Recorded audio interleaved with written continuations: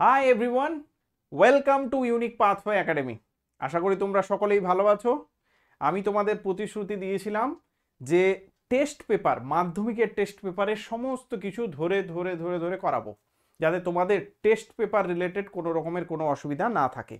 কোন টেস্ট পেপারগুলো করাবো বলেছিলাম? আমি সমস্ত টেস্ট পেপারই করাবো। এবিটিএও করাবো, ডাব্লিউবিটিএও করাবো এবং ডাব্লিউবিএইচেও করাবো। তাহলে তিনটে টেস্ট পেপারের সলিউশনগুলো আমি ডেফিনেটলি করিয়ে দেবো। তোমরা যেটা ফলো করছো তোমাদের রিকোয়ারমেন্ট অনুসারে তোমরা কিন্তু ভিডিওসগুলো দেখে নিও, ঠিক আছে? আচ্ছা, আজকে কোনটা দিয়ে আমরা জার্নি শুরু করছি? তোমরা দেখতেই পাচ্ছ স্ক্রিনে যে ডাব্লিউবিটিএ টেস্ট পেপার সলিউশন, তার মানে ডাব্লিউবিটিএ এর আজকে সলিউশন শুরু করছি। আবার এরপর পরপর ডাব্লিউবিএইচ এর, এবিটিএ সমস্ত কিছুর ম্যাথামেটিক্স পার্টটা আমি করাবো একদম সুন্দর করে ধরে ধরে, কোনো কিছু অসুবিধা তোমাদের হবে না। চলো তাহলে আর দেরি না করে আমরা ক্লাসটা শুরু করি। ওকে, দেখো প্রথমেই তোমরা দেখতেই পাচ্ছ ডাব্লিউবিটি এর ছবিটা দেখতে পাচ্ছ টেস্ট পেপারের। এই টেস্ট পেপারের কি কি কত নম্বর ম্যাথামেটিক্সটা আমি করাচ্ছি, কোন সেটটা করাচ্ছি, সেট নাম্বার এ তোমরা বের করে নাও বইয়ে, এবং পেজ কত 105। তাহলে পেজ 105 তোমরা বের করে নাও। সেট নাম্বার কত? Set number 1। ক্লিয়ার? বই বের করে নাও। আমি কি করেছি, আমি সুন্দর করে একটা একটা করে কোশ্চেন কিন্তু স্ক্রিনে সাজিয়ে নিয়েছি, তো তোমরা একদম সুন্দর করে প্রত্যেকটা জিনিসের সলিউশন খাতায় লিখে নিতে পারো, বা যেটা যেটা রিকোয়ারমেন্ট যেমন তোমাদের দরকার সেভাবে তোমরা করে নেবে, ঠিক আছে? তাহলে আর দেরি না করে আমরা কিন্তু শুরু করে দিই ক্লাসটা। চলো প্রথম অঙ্কে চলে আসি। ফার্স্ট অঙ্ক তোমরা টেস্ট পেপারে দেখতেই পাচ্ছ, একের দাগের প্রথম অঙ্কটা যেটা, সেটা কি 6টা কোশ্চেন থাকবে তোমাদের, তোমরা জানো সকলেই। নিম্নলিখিত প্রশ্নগুলির সঠিক উত্তরটি নির্বাচন করে লেখো। কত নাম্বার? 1 নাম্বার করে 6টা কোশ্চেন থাকবে, 6 নাম্বার টোটাল কিন্তু আছে। প্রথম যে কোশ্চেনটা দেখো, সব সময় বলছি টেস্ট পেপার এমনভাবে করবে, তাড়াহুড়ো করে করতে যাবে না। তাড়াহুড়ো মানে কি, তুমি খালি ও শেষ করলে, বন্ধুকে বলে দিলে আমার সমস্ত টেস্ট পেপার শেষ হয়ে গেছে, আর আলটিমেট তুমি ইউটিলাইজেশন করেছো 0, বা তোমার টিচার সমস্ত কিছু শেষ করে বসে আছে আর তুমি আলটিমেট 0 ইউটিলাইজেশন করে বসে আছো, তাহলে সেটা বেকার হয়ে যাবে।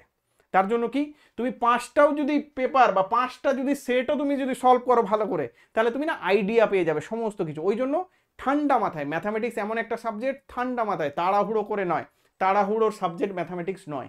ঠান্ডা মাথায় একটা একটা করে, দৌড়োদৌড়ি করার দরকার নেই, ঠান্ডা মাথায় একটা করে অঙ্ক বুঝবে, অঙ্কটাকে মাথায় বুঝে তারপর ঠান্ডা মাথায় অঙ্কটাকে ইউটিলাইজ করবে এবং অঙ্কটাকে করবে।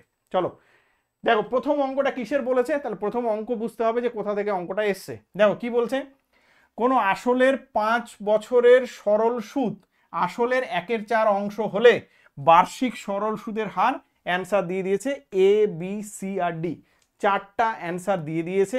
এবং বলেছে কি আসলের 5 বছরের, দেখো ভালো ভালো করে, কোনো আসলের, তাহলে যে কোনো একটা আসল হতে পারে, আসলের পরিমাণটা বলে দেয়নি। 5 বছরের সরল সুদ আসলের 1/4 অংশ, তার মানে কি আসল আর সুদের একটা সম্পর্ক দিয়ে দিয়েছে এখানে, আর সময়টা বলে দিয়েছে, আর কি বের করতে বলছে, বার্ষিক সরল সুদের হার বের করতে বলছে। বোঝা গেল? তাহলে অঙ্ক একদম ক্লিয়ার হয়ে গেছে। এইবার আমরা জানি, আমি দেখো ফর্মুলাগুলো লিখে রেখেছি যাতে আরো সহজে খুব তাড়াতাড়ি আমি বোঝানোর দিকে বেশি ফোকাস করতে পারি, ক্যালকুলেশন তো এমনিতেই হয়ে যাবে। তাহলে দেখো তোমরা সরল সুদের এই ফর্মুলাটা সকলেই জানো। কি formula? I is equal to PRT/100, সকলেরই জানা, এটা নতুন করে বলার কিছুই নেই। এবার এখানে কি কি জিনিস, যেমন তোমরা জানো আসলটা কি, আসল পিটা হচ্ছে আসল, টি তো সময় সকলে জানা, আর আইটা হচ্ছে সুদ। আর এখানে কি আছে, আর আর আছে, আরটা লিখিনি, কেন লিখিনি, আরটাই বের করতে বলেছে, বার্ষিক সরল সুদের হার। তাহলে বার্ষিক সরল সুদের হারটাই তো হচ্ছে আর। তাহলে এইবার গল্পটা হচ্ছে, অঙ্কটা পুরোটা বুঝে গেছো, কি কি জিনিস দেওয়া আছে, আরটাকে বের করতে বলেছে, আই আর পি এর একটা রিলেশন তোমাকে দিয়ে দিয়েছে, আর তার সাথে সাথে সময়টা তো এমনিতেই বলে দিয়েছে। তাহলে রিলেশনটা কি বলেছে, যে আসল যতটা, এই যে দেখো আসল কি বলেছে, যে আসল যতটা তোমার, এই দেখো আসল যেটা আছে, আসলের সুদটা কি হবে, সুদটা হচ্ছে আসলের 1/4 অংশ। কথা বোঝা যাচ্ছে? আসলের 1/4 অংশ। ওকে, তাহলে আমি এখানে আসল কত ধরেছি, আসল পি।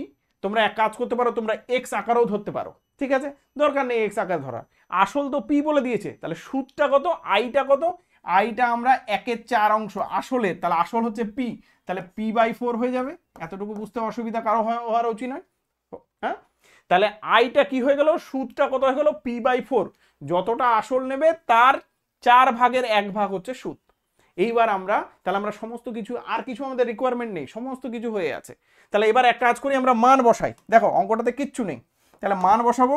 দেখো আই এর জায়গাটা কি হয়ে গেল, তাহলে আই হচ্ছে আসলের 4/1, তাহলে এই যে 1/4 অংশ, তাহলে p/4, তাহলে এখানে বসিয়ে দাও তোমরা p/4। ক্লিয়ার? ওকে, এরপর চলে এসো, এইখানে পিটা রেখে দিচ্ছি কারণ আসল আমরা সেটাই পি রেখেছি। আচ্ছা, আর তো আমরা বের করবো, থাক। টি কত বলেছে, টি হচ্ছে এই টিটা বলে দিয়েছে 5 বছর, এখানেও লিখে রাখতে পারো টি হচ্ছে 5। তাহলে এখানে আমরা বসিয়ে দিলাম 5 আর নিচে হচ্ছে 100। এবার দেখো পি আউট হয়ে যাবে। আচ্ছা, এবার কাটাকাটি করো, তাহলে 4 4 25 100 আর 5 দিয়ে কাটলে 5 5 25 আর পি আউট হয়ে গেল। তাহলে এখানে আর কত হলো, তাহলে এখান থেকে আমরা বলতে পারবো যে আর এর মান কত হয়ে গেল, আর ইকুয়াল টু 5। তার মানে কত হার, আর এর মান হচ্ছে 5%। তার বার্ষিক সরল সুদের হার কত, সেটা অ্যান্সার হয়ে গেল বিটা 5%।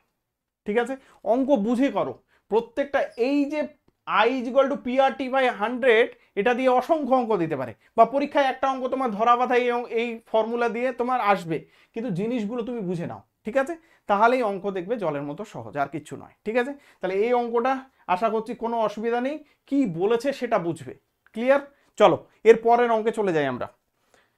এর পরের অঙ্ক, ওকে দেখো এটা একদম জলের অঙ্ক। একটা তোমাদের সমীকরণের অঙ্ক কিন্তু পরীক্ষায় আসবেই 100%, একদম একদম ধরে রাখো যে সমীকরণের অঙ্ক আসবে।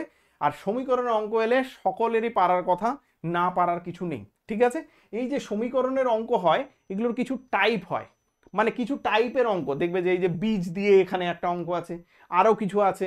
হ্যাঁ, যে এর যে বীজগুলো আছে সেগুলো হচ্ছে সমান যদি হয়, ইকুয়াল যদি হয়। হ্যাঁ, এরকম টাইপের অসংখ্য অঙ্ক আছে, আমি টাইপগুলোও করিয়ে দেবো পারলে। আস্তে আস্তে করে এগিয়ে নিয়ে যাই প্রথমে টেস্ট পেপারগুলো, তারপর আমি টাইপ ওয়াইজ না হলে দরকার হলে একটা একটা করে ধরে ধরে করিয়ে দেবো। দেখো এই অঙ্কটা কি বলেছে, সময় নষ্ট না করে এইদিকে আমরা অঙ্কের দিকে আসি। x² - 7x - k + 35 = 0 সমীকরণের একটা বীজ মানে একটা রুট তোমার বলে দিয়েছে। একটা বীজ কত বলেছে, একটা বীজ বলেছে -11 বলে দিয়েছে। যদি এটা হয় তাহলে বলছে যে কে এর মান বের করতে বলেছে। এই কে এর মান বের করার অঙ্ক অসংখ্য দেয়। চলো এখানে তাহলে বীজ যেটা হয়, রুট যেটা হয়, সমীকরণ আমাদের কি দেওয়া আছে, সমীকরণ দিয়ে দেওয়া আছে। তাহলে আমি অ্যান্সার বলে লিখছি, দেখো অ্যান্সার বলে, তাহলে সমীকরণে কি আছে, x² - 7x আর মাইনাস কত, এটা হচ্ছে k + 35 = 0। এই সমীকরণের কি বলেছে, এই সমীকরণে একটা বীজ বলে দিয়েছে, একটা বীজ কত বলেছে, এই সমীকরণে একটা বীজ বলে দিয়েছে -11। আমরা কি জানি, বীজ অবশ্যই এই সমীকরণটাকে স্যাটিসফাই করবে, কারণ এই সমীকরণের যদি এই বীজ হয় তাহলে এই সমীকরণকে স্যাটিসফাই করবে না, 100% স্যাটিসফাই করবে। হ্যাঁ, তাহলে এখানে এই সমীকরণকে আমরা স্যাটিসফাই করাই, দেখি কি হচ্ছে। ওকে, দেখো এইটা তাহলে কত হবে, -11 বসিয়ে দাও, -11 তার স্কোয়ার। ওকে, -7 ইন্টু, ক্যালকুলেশন ঠান্ডাভাবে করবে। আমি বারবার বলছি অঙ্ক এমন একটা সাবজেক্ট, সেটা তাড়াহুড়ো করতে যেও না। আমি অসংখ্য জনকে দেখেছি তাড়াহুড়ো করতে গিয়ে সিলি মিস্টেক করে অঙ্ক 5-10 মার্কস এমনিতেই ছেড়ে বসে আসে। তাহলে সেটা করা যাবে না পরীক্ষায়, ওই 5-10 মার্কই তো তোমাকে ডিফার করে দেবে সব কিছুতে। ঠিক আছে, তাহলে ওই জায়গাটাতে তুমি দেখবে যে র্যাঙ্ক থেকে তুমি পিছিয়ে গেছো। তার জন্য সবসময় খেয়াল রাখবে যে খুব সতর্কভাবে অঙ্ক করবে, তাড়াহুড়ো করতে যেও না। ওকে, আচ্ছা এইখানে দেখো =0 মান এবার ক্যালকুলেশন করলেই হয়ে যাবে। 11 হচ্ছে 121 আর মাইনাসে মাইনাসে প্লাস, তাহলে 77 77 আর minus k, be careful, minus ব্র্যাকেট বের করলে এটা 35 হয়ে যাবে, তাহলে =0। আচ্ছা, কেটাকে যদি এদিকে মাইনাস রাখো, নাহলে কেটাকে ওই দিকে নিয়ে যেতে পারো, তাহলে আলটিমেট কি হচ্ছে, কেটাকে আমি ওই দিকে পাঠিয়ে দিচ্ছি, ওই দিকে মানে ওই সাইডে, তাহলে এইদিকে হয়ে গেল, বা এখানে রাখলে এরকম রাখো -কে, এবার -কে কত হয়ে গেল, বা কেটাকে ওই দিকে করে দিচ্ছি, প্লাস করে দিচ্ছি, মাইনাস অড লাগছে, তাহলে ওই দিকে করলে দিলাম। তাহলে এইদিকে কি কি আছে, 121 আর 77 কত হবে, তাহলে 107 × 8 আর এখানে 98 আর -35, তাহলে 35 যদি আমি বিয়োগ করি কত হবে, তাহলে এখানে হবে 163। ওকে, এবার দেখো অ্যান্সার কি আছে। আচ্ছা, অ্যান্সারে না এইটা ভুল আছে, আমি দেখেছিলাম এটা ভুল আছে, এটা তোমরা ঠিক করে নিও। এই অ্যান্সারটা তোমাদের কিন্তু ভুল আছে, এটা প্লাস করে নেবে। কেন? কারণ 163 অ্যান্সার আসছে, তাহলে 163 এখানে কোনটা আছে, ডি নাম্বারটা, তাহলে আমাদের অ্যান্সার হবে কোনটা, অ্যান্সার হবে ডি এটা। ওকে, তাহলে রুট একটা দেওয়া থাকলে কিছুই নয়, জাস্ট ইকুয়েশনের উপরে বসাও, ক্যালকুলেশন করো, বাস অ্যান্সার হয়ে গেল। তাহলে আমাদের অ্যান্সার হচ্ছে ডি এর। ওকে, চলো এর পরের অঙ্কে চলে যাই। আমি ধীরে সুস্থে করাচ্ছি, তোমাদের যাদের যেমন নেওয়ার ক্ষমতা সেই অনুসারে নেবে। আমি সবার কথা ভেবেই ধীরে সুস্থে অঙ্কগুলো করাচ্ছি। কারো যদি নেওয়ার ক্ষমতা খুব বেশি হয় তাহলে সে ফার্স্ট এগোবে, স্কিপ করবে, আর কি কোনো গল্প নেই, ঠিক আছে? যাতে সবাই শিখতে পারো, সবাই পরীক্ষায় নাম্বার পাও, অঙ্কটাকে সহজ লাগে সেইভাবে করে করাচ্ছি। ওকে, চলো দেখো এবার চলে আসছি। আচ্ছা, এইটাও খুব সুন্দর একটা অঙ্ক। দেখো এটা হচ্ছে 3-এর দাগের অঙ্ক, 1-এর 3 নম্বর অঙ্কটা কি বলেছে, 15 সেমি। ওকে, 15 সেমি বলে দিয়েছে, 15 সেমি 15 সেমি ব্যাসার্ধ বিশিষ্ট। এই যে ব্যাসার্ধ এই জায়গাগুলো কিন্তু অনেক কিন্তু গুলিয়ে দেয়। হ্যাঁ, তুমি ব্যাস বলেছে, ব্যাসার্ধ ভেবে তুমি অঙ্ক করে চলে এলে, অঙ্কটা ভুল হয়ে গেল। সব কিছুই জানা তোমার, অঙ্ক ভুল হয়ে গেল। তাহলে বি কেয়ারফুল থাকবে। 15 সেমি ব্যাসার্ধ বিশিষ্ট কোনো একটা বৃত্তের কেন্দ্র থেকে 9 সেমি দূরত্বের কোনো জ্যায়ের দৈর্ঘ্য কত? আচ্ছা, তাহলে আমাদের ছবি আঁকতে হবে, ছবি না আঁকলে হবে না। কি কি বলে দিয়েছে, যে বৃত্তটা বলেছে তার ব্যাসার্ধ বলে দিয়েছে, তাহলে আমাদের হাতে ব্যাসার্ধ আছে। আর বলছে কি, কেন্দ্র থেকে 9 সেমি দূরত্বে একটা জ্যা আছে। চলো ছবি আঁকলেই আরামসে ক্লিয়ার হয়ে যাবে। তাহলে আমি একটা ছবি আঁকছি, সেটা হচ্ছে এইভাবে করে একটা না হলে বৃত্ত এঁকে নিলাম। এবার এই বৃত্তের কি বলছে, সেন্টার তো ডেফিনেটলি আঁকতে হবে, তাহলে এইখানে আমি দিয়ে দিচ্ছি সেন্টার। হ্যাঁ, ওকে, সেন্টার বলেছে। ওকে, আর একটা কি বলছে, 9 সেমি দূরত্বে বলেছে একটা জ্যা আঁকতে। আমি একটা আমার সুবিধা মতো কি করে নিচ্ছি, একটা জ্যা এঁকে নিচ্ছি। এটা আমার হচ্ছে 9 সেমি দূরত্ব। 9 সেমি দূরত্ব মানে পারপেন্ডিকুলার দূরত্বই হবে। তাহলে এখানে আমরা এই দূরত্বটা এখান থেকে এইটাকে বলে দিয়েছে 9 সেমি। আচ্ছা, এইবার এই অঙ্কটার রেসপেক্টে আমাদের যে কাজে লাগানো জায়গা সেটা হচ্ছে 15 সেমি আমাদের ব্যাসার্ধ দেওয়া আছে। তাহলে এই জায়গাটা এখান থেকে এর সঙ্গে কানেক্ট করে দিচ্ছি আমি। এইটা আমার হয়ে গেল 15 সেমি। ওকে, দেখো তাহলে কি, এই যে সেন্টার থেকে আমাদের এই দূরত্বটা 9 সেমি জ্যায়ের, আর তার সাথে সাথে আমাদের ব্যাসার্ধ বলে দিয়েছে 15, আর এইটা হচ্ছে 9 সেমি। তাহলে আমাদের কি বের করতে বলেছে, আমাদের জ্যায়ের দৈর্ঘ্য বের করতে বলেছে। এক কাজ করি, সিম্পলভাবে একটা কাজ করি, সেটা হচ্ছে এইটা আমি বলছি এ বিটা হচ্ছে আমার জ্যা। আচ্ছা, এটা এক্সট্রা ভাবে আছে, এই জায়গাটা এক্সট্রা ভাবে আছে, বুঝে নেবে তোমরা। এটা হচ্ছে এ বি হচ্ছে জ্যা, আর এখানে আমি এটা দিয়ে দিলাম, আচ্ছা এটা করে দিলাম সি, আর এটাকে ডি বা এটা ও করলে হতো। ওকে, আচ্ছা এবার দেখো আমরা এ সিটাকে খুব সহজে বের করে নিতে পারবো। কারণ কি, আমরা যে এই যে অ্যাঙ্গেলটা এখানে তৈরি হচ্ছে, এটা কত, 90 ডিগ্রি। তার মানে এই যে কোণটা আছে এ সি ডি, এটা কি রাইট অ্যাঙ্গেল ট্রায়াঙ্গেল, একটা সমকোণী ত্রিভুজ এটা। হ্যাঁ, তাহলে এইটা যদি সমকোণী ত্রিভুজ হয়, তাহলে সমকোণী ত্রিভুজে আমরা লম্ব স্কোয়ার প্লাস ভূমি স্কোয়ার, লম্ব স্কোয়ার প্লাস ভূমি স্কোয়ার যেগুলো অতিভুজ স্কোয়ার, এটা কাজে লাগাতে পারবো। তাহলে এখান থেকে আমরা কি বলতে পারবো, দেখো দেখি, এখান থেকে আমরা সুন্দর করে এটা বলতে পারি না, ফর্মুলা ইউজ করছি। তাহলে আমরা এইটা হচ্ছে আমাদের অতিভুজ, বুঝতেই পারছো, কারণ 90 ডিগ্রির অপোজিটে সবসময় কি হয়, অতিভুজ হয়। ক্লিয়ার? তাহলে অতিভুজ আমরা এডি পেয়ে গেছি। তাহলে আমরা বাকিটা আর বোঝার দরকার নেই, কারণ আমরা বলতে পারবো এটা যে এডি অতিভুজ তার স্কোয়ার ইকুয়াল টু কত, এসি তার স্কোয়ার প্লাস সিডি তার স্কোয়ার, তাহলে সিডি তার স্কোয়ার। ক্লিয়ার? ওকে, এগুলো শর্টকাটে মুখেই হয়ে যায়, আমি সব ধরে ধরে করাচ্ছি সবার জন্য। তাহলে এইবার আমাদের এসিটা আমি যদি বের করে দিই, তাহলে এসি ডবল, কারণ এইটা এই যে আমরা এই যে দূরত্বটা নিয়েছি পারপেন্ডিকুলার দূরত্ব, এই দূরত্বটা এটা দুটো পার্টে ভাগ হয়ে যায়, তোমরা জানো যে দু ভাগে ডিভাইড হয়ে যায় সেন্টার থেকে যখনই আমরা দূরত্ব নেব। তাহলে এইটা দ্বিগুণ করে দিলে যে পেয়ে যাব কিন্তু। তাহলে এবার আমরা মানটা বসাই, তারপর ক্যালকুলেশন করি। তাহলে 15 তার স্কোয়ার, ওকে, ইকুয়াল টু, আর কি আছে, এসিটা আমাদের বের করতে হবে, আর তার সাথে সাথে এই সিডি সেটা হচ্ছে 9 তার স্কোয়ার।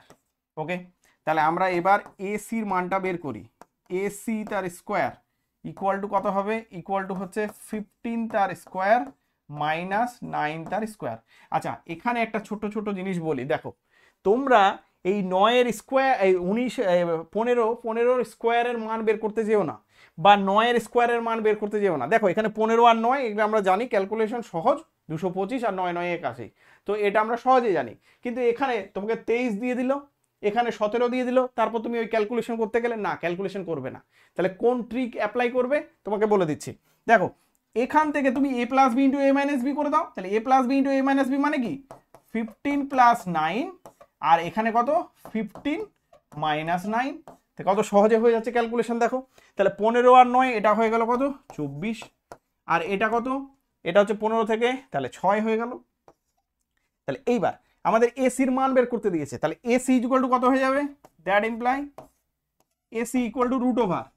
আচ্ছা রুট ওভারটা ভাঙতে পারবে না, এটা 4 6 24 করে দাও, তাহলে কত হয়ে গেল 4 ইন্টু 6 ইন্টু 6, 4 থেকে কত বেরোবে, রুট থেকে 4 বেরোলে 2 বেরোবে, আর 6 6 দুটো 6 থেকে একটা 6, তাহলে 6 দুগুণে 12। দেখো এটা ক্যালকুলেশন তুমি না যে কোনো মান দিলে তুমি সহজে এটা করে নিতে পারবে। এবার বলে স্যার আমি তো এটা তো আজকে প্রথম জানলাম, বা আমি এইটার মান বের করতেই স্বাচ্ছন্দ্য, কোনো অসুবিধা নেই, সেটাও করতে পারো।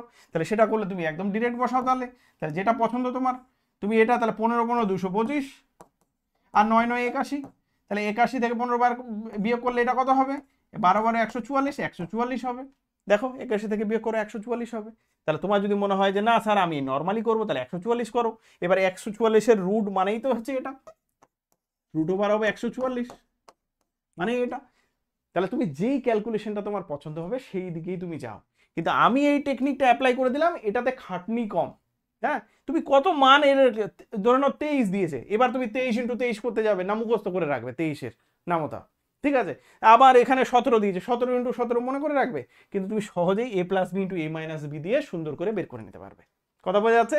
তারপর দেখো রুটের মানটা আরামসে বের করে দেবে। যাই হোক আমাদের মান বেরিয়ে গেছে কত 12 12, তাহলে 12 কার মান, 12 আমাদের বেরিয়েছে এসির মান। এসির মান কত বেরিয়েছে 12, তাহলে আমাদের এ বির মান কত হবে, তাহলে এ বি হচ্ছে এইটা 12 বেরিয়েছে, তাহলে এটাও 12 হবে, তাহলে 12 প্লাস 12 বা 12 ইন্টু 2 করো, তাহলে 24 24। দেখো 24 অ্যান্সার আছে, 24 এতে আছে, তাহলে 24 অ্যান্সার। বোঝা গেল? ক্যালকুলেশনে ক্লেভার হবে, ক্লেভার হওয়াটা খুব জরুরি, ঠিক আছে। বোকার মতো ক্যালকুলেশন করতে যাবে না, এইটা অ্যাপ্লাই করো, এ স্কোয়ার মাইনাস বি স্কোয়ারের formula A plus B into A minus B. Clear? চলো এর পরের অঙ্কে চলে যাই। এরপরে কি আছে, 6 নম্বরে আমাদের জন্য কি ওয়েট করছে। আচ্ছা খুব ইন্টারেস্টিং কোশ্চেন, ট্যান বা কট দিয়ে পরীক্ষায় কিন্তু ত্রিকোণমিতির অঙ্ক কিন্তু একটা থাকেই।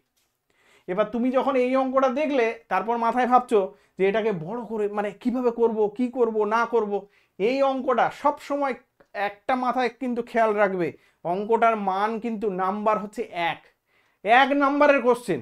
তাহলে 1 নাম্বারের কোশ্চেন তার মানে বড়ভাবে হবে না, তুমি সেক স্কোয়ার তারপর ট্যান হ্যাঁ কট সমস্ত কিছুর ফর্মুলা হ্যান ত্যান সমস্ত কিছু মাথায় ঢুকিয়ে তারপর ক্যালকুলেশন করার চেষ্টা করছো, না ওরকম করে হবে না। তাহলে ওইভাবে করলে তো 1 নাম্বার অঙ্কটাতে দিত না। তাহলে যেহেতু 1 নাম্বার দিয়েছে, তাহলে তোমাকে অঙ্কটা ডেফিনেটলি শর্টকাট ওয়েতে ডেফিনেটলি অঙ্কটা করা যাবে। এই অঙ্কটার আমি একটা টেকনিক বলে দিচ্ছি, ট্যান থাকুক কট থাকুক যা কিছু থাকুক সব কিছুতেই তুমি করে নিতে পারবে। কিভাবে? ট্যান কট যাই থাকুক তুমি কি করবে, একদম সহজে হয়ে যাবে। আচ্ছা কি দিয়েছে অঙ্কটা, ট্যানের মান দিয়েছে, এখানে sine square x minus cos square x, এই অঙ্কটা অনেক রকম ওয়েতে করা যায়। আমি একটা টেকনিকে শিখিয়ে দিচ্ছি তোমাদের, দেখো ভালো লাগবে। ট্যান দিয়ে দিয়েছে, তাহলে তুমি ট্যান লিখে নাও, ট্যান এক্স ইকুয়াল টু কত দিয়েছে 2। এইবার ট্যানের মানটা, ট্যান মানে কি আমরা জানি sine x by cos x, তাহলে sine x by cos x equal to কত, এটাকেও এরকম করে লেখো 2/1, 2 মানেই তো 2/1। ক্লিয়ার? তাহলে এটা হয়ে গেল আমাদের 2/1। এইবার একটা টেকনিক অ্যাপ্লাই করছি, সেটা হচ্ছে আমি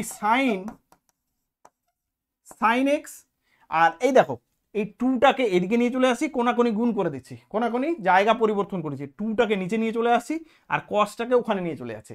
তোমরা এখানে যা থাকবে এই উপরের পার্টটাকে নিচে নিয়ে চলে যাবে, কসটাকে ওখানে নিয়ে চলে যাবে।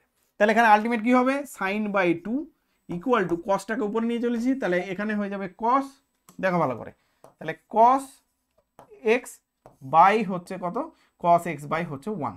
এতটুকু সবাই করতে পারবে, কারো অসুবিধা হওয়ার কথা নয়। এইটা করার পর এরপর যে টেকনিকটা আছে সেটা দেখো, এরপরে আমরা এইখানে তোমরা কি করবে, এইখানে সুন্দর করে একটা টেকনিক অ্যাপ্লাই করে দেবে, তাহলে হয়ে যাবে। এইখানে আমরা কি করব, এইখানে আমরা করে দেবো রুট ওভার অফ এটার স্কোয়ার প্লাস এটার স্কোয়ার, মানে sine square x plus cos square x.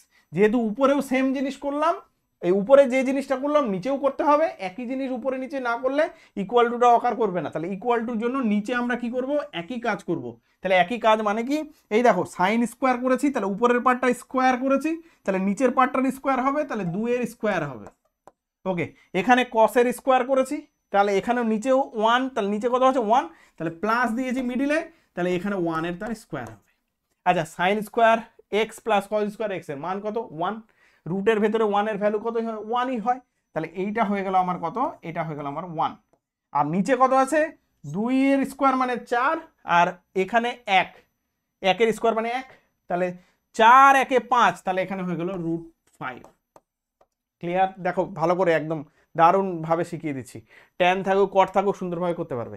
এবার এইটা যখন হয়ে গেছে, তারপর তুমি দেখো ভালো করে বুঝে নাও, সেটা কি সাইনের মান, সাইন এক্স ইকুয়াল টু কত হবে, এই দেখো এবার ভাবো এরকম,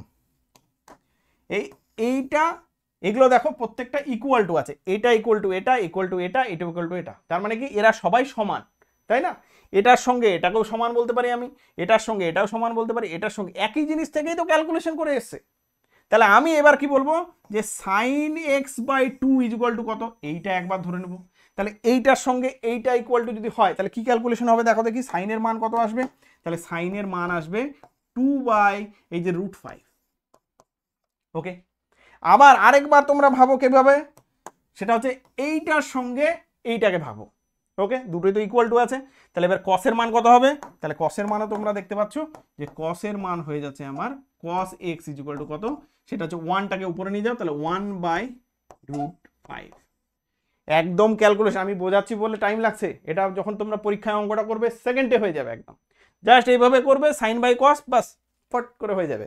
তাহলে সাইনের মান আমার বেরিয়ে গেল, কসের মানও বেরিয়ে গেল। তাহলে এখান থেকে আমরা কি করতে পারবো, এইবার আমাদের মান বের করার পালা। এটার মান কত বলছে, sine square x minus cos square x, তাহলে সাইন স্কোয়ার এক্স মানে কি, সাইনের যেটা ভ্যালু বেরিয়েছে তার স্কোয়ার করো, আচ্ছা এটা ইকুয়াল টু হবে, তাহলে এটা স্কোয়ার মানে হচ্ছে 2 বাই √5 তার স্কোয়ার মাইনাস 1 বাই √5 তার স্কোয়ার, তাহলে কত হবে, এটা হবে 4/5 আর মাইনাস 1/5, তাহলে 4/5 থেকে 1/5 নিলে কত হবে, 1/5 কমন নাও, তাহলে 4 মাইনাস 1 মানে 3, তাহলে এটা হয়ে গেল 3/5।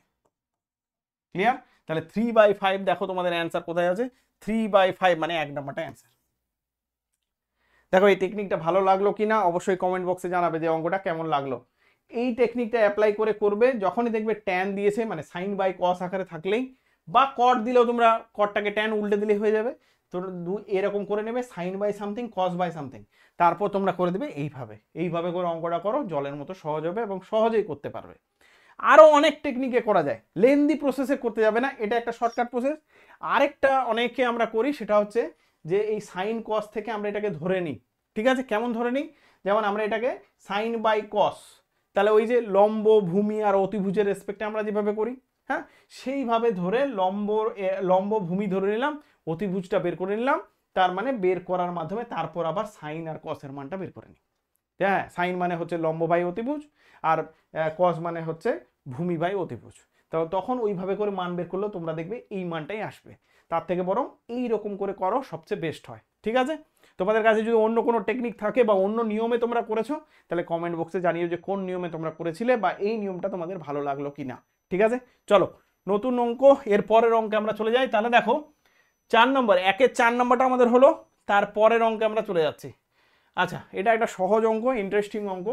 কি বলেছে, গড়ের মিনের অঙ্ক দিয়েছে, গড়ের অঙ্ক দিয়েছে। গড় কি বলেছে, 1, 7, 4, 3, 4 এবং 5, এদের গড় বলে দিয়েছে এম। খুব ভালো কথা, তাহলে এম এর মানটা আমাদের বের করে নিতে হবে। তার সাথে সাথে আর কি বলেছে, 3, 2, 4, 2, 3, 3 আর পি এর গড় বলে দিয়েছে আবার m-1। তার মানে প্রথমটাতে এম একটা জিনিস বলেছে, ওখান থেকে এম এর মানটা পেয়ে যাব, তাহলে m-1 এর মানটা পেয়ে যাব, পি এর মানটা আরামসে আমরা বের করে নিতে পারবো। ঠিক আছে, তাহলে অঙ্কটা আমরা করা যাক দেরি না করে। ওকে চলো, কি বলেছে ক্যালকুলেশনে আসি, একটা একটা করে ঠান্ডা মাথায় করব। আমাদের বলেছে গড় কত এম, তাহলে এম মানে গড়, তাহলে এম ইকুয়াল টু কত বলতে পারবো, এদের গড় কটা সংখ্যা আছে, 1, 2, 3, 4, 5, 6, তাহলে 6টা সংখ্যা, তার মানে 1 + 7 আচ্ছা +4 +3 +4 +5 একবার করে কাউন্ট ডেফিনেটলি করে নেবে 1 2 3 4 5 6 তাহলে 6টা সংখ্যাই আছে ডিভাইডেড বাই 6 কত হবে 7 একে 8 8 4 12 12 13 14 15 15 5 20 4 24 তাহলে 24/6 তার মানে এটার মান চলে গেল 4 তাহলে m এর মান আমি পেয়ে গেলাম কত 4 ক্লিয়ার হয়ে গেল একটা এবার চলো পরেরটাতে কি বলেছে এই সমস্ত সংখ্যার গড়টা বলে দিয়েছে m-1 তার মানে এবার আমরা আসছি কত m-1 সেটা বের করে নিতে পারি আমরা পরে বের করব m-1 এই তো m এর মান 4 বেরিয়েছে তাহলে m-1 মানে 3 তাহলে 3 ইকুয়াল টু কাদের গড় বলেছে এই সংখ্যাগুলোর গড় তাহলে সংখ্যাগুলোর গড় বের করি শুধু কাউন্ট করে নেবে 1 2 3 4 5 6 7টা সংখ্যা আছে তাহলে নিচে 7 হবে এবার চলে আসছি 3 plus 2 plus 4 plus 2 plus 3 plus 3 আর তার সঙ্গে সঙ্গে p আছে কিন্তু এই p এর মানটাই তো বের করতে বলেছে আর কত 7টা সংখ্যা তাহলে নিচে হবে 7 এবার দেখো 3 2 5 5 5 4 9 10 11 11 হলো 11 3 14 15 16 17 তাহলে এটা হয়ে গেল 17 প্লাস p বাই হচ্ছে 7 তাহলে এইদিকে আছে 3 তাহলে 3 ইকুয়াল টু এটা তাহলে এবার কণাকণি গুণ করলে কত হয়ে যাবে 3 7 21 তাহলে 17 প্লাস p ইকুয়াল টু হয়ে গেল 21 আচ্ছা 21 যদি হয়ে যায় তাহলে p এর মান কত তাহলে p এর মান হচ্ছে 21 মাইনাস 17 তাহলে 17 4 21 4 কিন্তু হয়ে যাচ্ছে অ্যান্সার 4 কোথায় আছে এই যে সি আমাদের আছে 4 তাহলে 4টা অ্যান্সার হয়ে গেল দেখো ক্যালকুলেশনে তেমন কিছু ছিল না কিন্তু খালি বুঝে বুঝে করবে তাহলেই হয়ে যাবে শর্ট কোশ্চিন তেমন কিছু জটিল হয় না বুঝে বুঝে করতে হয় আর কিছু সমস্ত শর্ট কোশ্চিনের মধ্যে কিছু তো ট্রিকি কোশ্চিন তোমাকে থাকবে ওগুলোই তো বাকি সব জিনিস এগুলো সবাই পাবে কিন্তু ওই ট্রিকি যে অঙ্কগুলোই কিন্তু তোমাকে ভেবে চিন্তে করতে হবে ওই জন্যই প্র্যাকটিস টেস্ট পেপারের প্র্যাকটিস কেন ওই জন্যই যাতে ফুল মার্কস পাওয়া যায় ওকে চলো দেরি না করে এরপরের অঙ্কে আসি ভালো অঙ্ক দিয়েছে লম্ব বৃত্তাকার শঙ্কুর একটা অঙ্ক দিয়েছে ঠিক আছে ফর্মুলাটা আমি লিখে রেখেছি হ্যাঁ দেখো কি বলছে কোন লম্ব বৃত্তাকার শঙ্কুর ভূমির ব্যাসার্ধ দ্বিগুণ করা হলে টেকনিক্যালি ভালো করে বুঝবে আমি টেকনিক্যালও ধরে মানে একদম শর্টকাটে কিভাবে করবে সেটাও ধরিয়ে দিচ্ছি আর তার সাথে সাথে অঙ্কগুলো কিভাবে করতে হবে সেটাও ক্লেভারলি কিভাবে এগোবে সেটাও ধরিয়ে দিচ্ছি দেখো একটা একটা করে ভালো করে করিয়ে দিচ্ছি সব কোনো একটা লম্ব বৃত্তাকার শঙ্কুর ভূমির ব্যাসার্ধ বলেছে দ্বিগুণ ভূমির ব্যাসার্ধটা দ্বিগুণ হয়ে গেছে মানে ব্যাসার্ধ যেটা ছিল লম্ব বৃত্তাকার শঙ্কুর ছবি জানো তোমরা ব্যাসার্ধ যখন দ্বিগুণ হয়ে যাবে তখন বলছে দ্বিগুণ করা হলে উহার নতুন আয়তন এবং পূর্বের আয়তনের অনুপাত মেন গল্প হচ্ছে কি আয়তনের কথা বলা হয়েছে আয়তনের ফর্মুলা তোমরা জানো লম্ব বৃত্তাকার শঙ্কুর আয়তন কি 1/3 পাই আর স্কোয়ার এইচ ক্লিয়ার নতুন জিনিস নয় এইবার ভালো করে বোঝো টেকনিকগুলো কি বলছি টেকনিক্যাল ওয়েতেও আমাদের এগোতে হবে খালি হ্যাঁ হ্যাঁ করলে হবে না জিনিস বুঝতে হবে তাহলে এই অঙ্কটা এই শঙ্কুর আয়তন এখানে লেখা আছে তুমি ধরে নাও পরীক্ষায় ভুলেই গেছো জানোই না লম্ব বৃত্তাকার শঙ্কু পড়েই যাওনি তবুও মাথা খাটিয়ে কিন্তু এরকম অঙ্ক করে দিতে পারবে স্যার কিভাবে দেখো বুদ্ধি বোঝো বলছে কি বলছে ভূমির ব্যাসার্ধ বড় করা হয়েছে দ্বিগুণ করা হয়েছে আচ্ছা ভূমির ব্যাসার্ধটা যদি বড় হয়ে যায় দ্বিগুণ হয়ে যায় আয়তন কি কমবে না বাড়বে একদম সিম্পল কনসেপ্ট বলো আয়তন কমবে না বাড়বে এটা যে কাউকে বললেই বলবে যে স্যার বেড়ে যাবে 100% বাড়বে তাহলে যদি ভূমির ব্যাসার্ধ বেড়ে যায় কতটা বাড়ছে সেটাতে আসছি কিন্তু কমন সেন্স কাজে লাগাও ভূমির ব্যাসার্ধ বেড়ে গেছে ব্যাসার্ধ যদি বড় হয়ে যায় আয়তন তো ডেফিনেটলি বেড়ে যাবে তাহলে ব্যাসার্ধ যদি বাড়িয়ে দেওয়া হয় তাহলে আয়তন বেড়ে যাচ্ছে ক্লিয়ার তার আয়তন নতুন আয়তন যেটা হচ্ছে যেখানে ব্যাসার্ধ বাড়ানো হলো সেখানে যে নতুন আয়তনটা পাচ্ছি সেটা কিন্তু বেড়ে যাবে এতটুকু তো কনফার্ম তাহলে এখানে কেমন চেয়েছে বলছে নতুন আয়তন এবং পূর্বের আয়তন মানে প্রথমে যেটা আয়তন নর্মাল আয়তন যেটা ছিল আর নতুন আয়তন আমি কি বললাম নতুন এদের অনুপাত চেয়েছে তাহলে প্রথমে নতুনটাকে আগে রাখতে বলছে আর আগের যে নর্মাল আয়তন সেটাকে পরে রেখে তার অনুপাত চেয়েছে হ্যাঁ নতুনের সঙ্গে পরের আয়তনের অনুপাতটা চাইছে এখানে এবার গল্প কি বললাম যে যেহেতু ব্যাসার্ধ বেড়ে গেছে তাহলে আয়তন বেড়ে যাবে আয়তন যদি বেড়ে যায় তাহলে নতুন আয়তন তো ডেফিনেটলি বেড়ে গেছে পুরনো আয়তন কম নতুন আয়তন বেশি তাহলে অনুপাত কোনটা হবে তোমরা দেখো দেখি এখানে এক্সাম এই যে অ্যান্সারগুলো দেওয়া আছে নতুন আয়তন তো বেড়ে যাবে তাহলে এখানে দেওয়া আছে কত 2:3 হবে না কেন হবে না স্যার দেখো 2টা ছোট 3টা বড় তাহলে টুটা তো নতুন আয়তনকে ইন্ডিকেট করছে, তাহলে নতুন আয়তন তো কমতে পারে না, বাড়বে। তার মানে প্রথম সংখ্যাটা বড় থাকবে, পরের সংখ্যাটা ডেফিনেটলি ছোট থাকবে, কারণ নতুনের সঙ্গে পুরাতনের আয়তনের কিন্তু অনুপাতটা চেয়েছে। তাহলে এখানে দেখো তো কি প্রথম যে আমাদের অপশনটা আছে 2:3 হবে না, তাহলে আমি বলে দিচ্ছি দেখো ভালো করে, তাহলে 2:3 ক্রস 4:9, প্রথমটা বড় থাকবে, তাহলে 4:9ও হবে না। আচ্ছা 8:27, তাহলে 8:27ও হবে না, কারণ প্রথমটা বড় হবে, তাহলে একদম চোখ বন্ধ করে আমার অ্যান্সার এইটা হবে 4:1। তাহলে এইটা হবে। এবার বলবে স্যার এইটা তো আরো সহজে করা যায়। হ্যাঁ, অনেক রকম ভাবে করা যায়, অনেক রকম ভাবে ভাবা যায়, আবার বোকার মতো এই ফর্মুলা কাজে লাগিয়েও করা যায়। আমি অনেক টেকনিকে তোমাদের বোঝাচ্ছি।